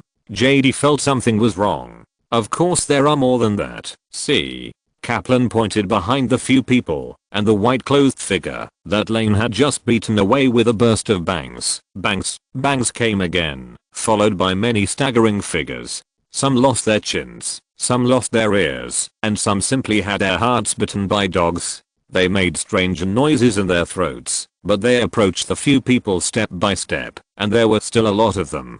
Didn't they say that everyone in the hive was dead? Lane fired 2 shots, but unfortunately the thrust of the bullets could not stop the guys rushing over. Fortunately, this group of monsters that can't die are not fast. If they are not afraid of bullets, are they still alive? When will our support come? The amnesiac man on the train approached Lane. After all, among the people present, he had met Kaplan and knew that this guy was just a computer expert. In other words, he had no fighting ability and could only type on the keyboard. JD was trembling with fear at this time, and only the female warrior Lane shot without blinking. Men also have times when they rely on strong women. Lane just glanced at him coldly. No. What? This time even the woman in the red skirt was surprised. We still have 30 minutes. If we can't escape the hive within this period of time, the umbrella company will completely close the hive's outward passage. They just said that nothing can escape at that time. The gun in Lane's hand kept firing, but it didn't have much effect. Everyone could only fight and retreat. Now it seems that the things that can't escape are probably these things. We can only rely on ourselves. Can you remove the handcuffs first? Lizu raised his hands and said, it will delay your escape. The mercenaries who were already in a difficult battle could not pay attention to him at all, and they couldn't even hold the gun steadily in their hands. Lizu could only rely on his own skills to dodge left and right. With so many things, how can we escape?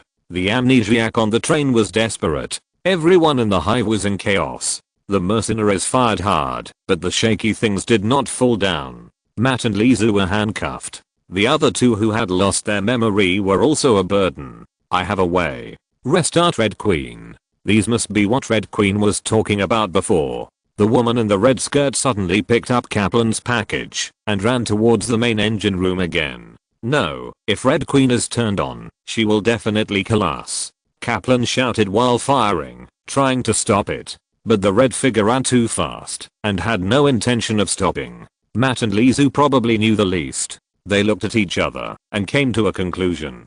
Follow it. Chapter 199. Something is wrong with me. 1. Lizu and his companions, who were handcuffed, had no other choice but to run for their lives. Matt's physical fitness was good, but Lizu's physical fitness was worrying.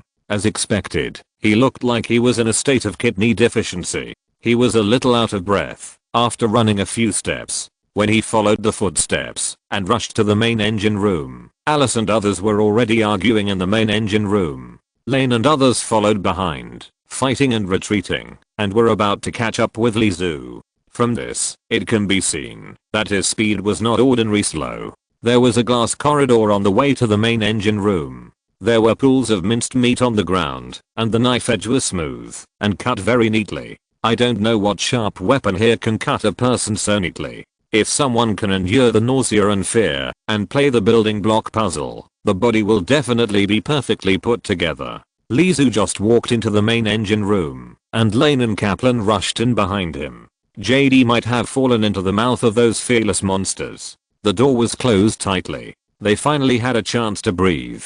Time is running out. Red Queen, tell us how to get out. Lizu only realized that there was an extra person here when he heard the woman in the red dress talking. It can't be called a person, it should be called a ghost, a virtual image of a girl created by high-tech technology. She should be the artificial intelligence Red Queen that everyone talks about.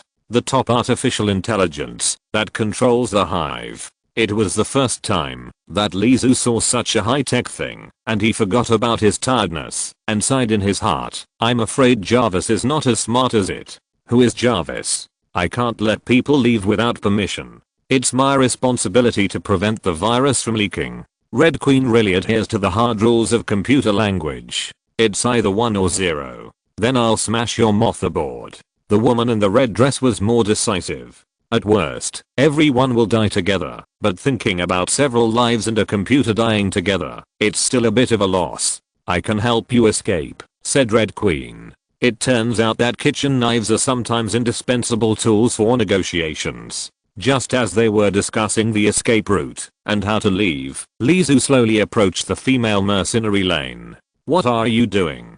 She suddenly raised her gun and pressed it against Lizu's chest. The others also stopped talking and looked over. Handcuffs, handcuffs. Lizu raised his hand and said, help me to remove the handcuffs. Now we have to escape from these zombies. One more person means more strength. If we can help, we should never be a burden, right? Rain, remove him. Kaplan also nodded. At this time, there were only 2 mercenaries left, and Lizu looked capable and should be able to help a lot.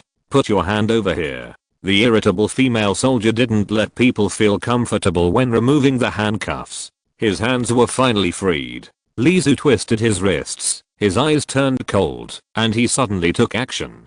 His right hand touched Rain's waist, but his left hand blocked it, hugged her neck, and suffocated her whole body against his chest. Lizu suddenly took action, and Kaplan subconsciously raised his gun, and Rain's body also moved instantly, raising her right knee to bump upwards, intending to hit Lizu's crotch directly. Lizu raised his right leg faster, and clamped Lane's knee. Cold sweat dripped from his forehead. The force of this knee was so strong that he almost knocked him to the ground. If it hit the vital point, the consequences would be disastrous.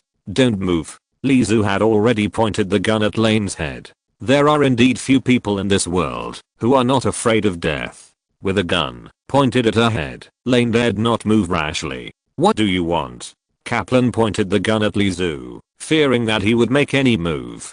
But suddenly he heard "Be careful." Kaplan turned around subconsciously, but was knocked down by Matt, who was ready to go, and the pistol flew to the side. Matt turned over and rode on Kaplan, punching him 3 times in a row, causing Kaplan to kick his legs. Okay, don't mash him to death. Hurry up and get the gun. Lizu stopped him. Matt smiled, picked up the gun beside him, and walked to Lizu's side to get the key to unlock the handcuffs. From then on, the team's action to enter the hive had completely changed and became dominated by Lizu and the 2 of them. The guns were all confiscated, and the 2 mercenaries could not make any waves. Instead, the amnesiac man and woman were restless, but they didn't know what to do. Now there are those things outside, and you still want to fight internally? The woman in the red dress was called Alice, and she was the one who reminded Kaplan just now. She hasn't recovered her memory yet, but she doesn't support internal fighting. After all, there are many monsters outside that can't be killed.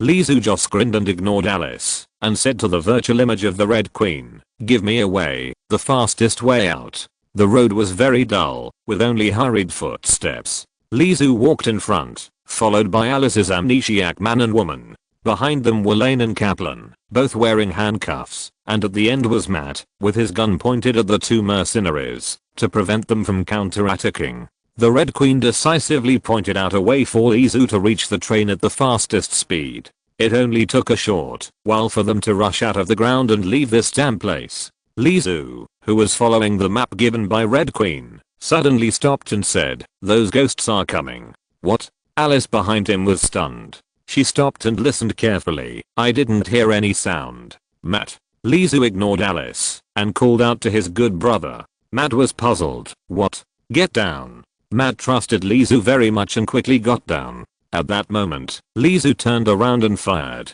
The bullet flew past Matt's head and hit the head of a figure behind him. Puff! The bullet hit the center of his eyebrows, and the swaying figure paused and fell to the ground instantly. They really came. Alice looked at Lizu in surprise. What kind of hearing is this? And the figure was 30 steps away from Lizu. He could accurately hit the center of his eyebrows with a small pistol. What kind of shooting skills is this? A sharpshooter? What should I do? Matt glanced at the fallen body and asked tremblingly. Lizu took a deep breath. "You lead the way." As he said, he quickly walked towards Matt. Matt nodded, put away his gun, and prepared to hand over to Lizu. Swish! There was a sudden gust of wind beside his ears. It was Lane. She caught the moment when Lizu came over, and Matt put down his gun and quickly punched him in the right ear. Lizu quickly raised his arm to block, but he was also staggered by the 2 fists, and his small body could not keep steady at all. Boom. His left foot stepped on the ground, his legs pressed out a left-leaning lunge, and then he exerted force on his left calf to make Lizu barely stop.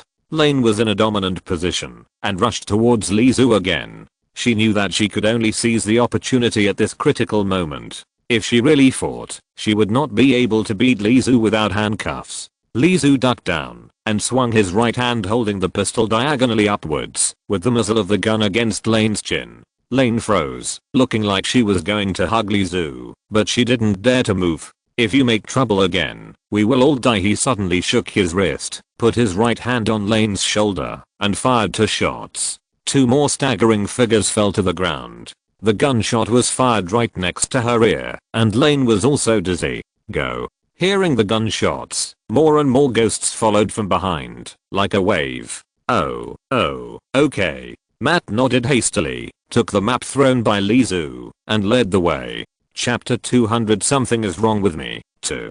Don't move. Lizu grabbed her arm and pulled her to catch up quickly. The monsters behind were walking very slowly, and Lizu didn't take them seriously. Matt is such an idiot. He sighed as he looked at Lane, whose hands were handcuffed in front of him. Lane's hands were handcuffed behind her back. Lane must have secretly found an opportunity to twist her joints and turned the handcuffs to the front while Matt wasn't paying attention.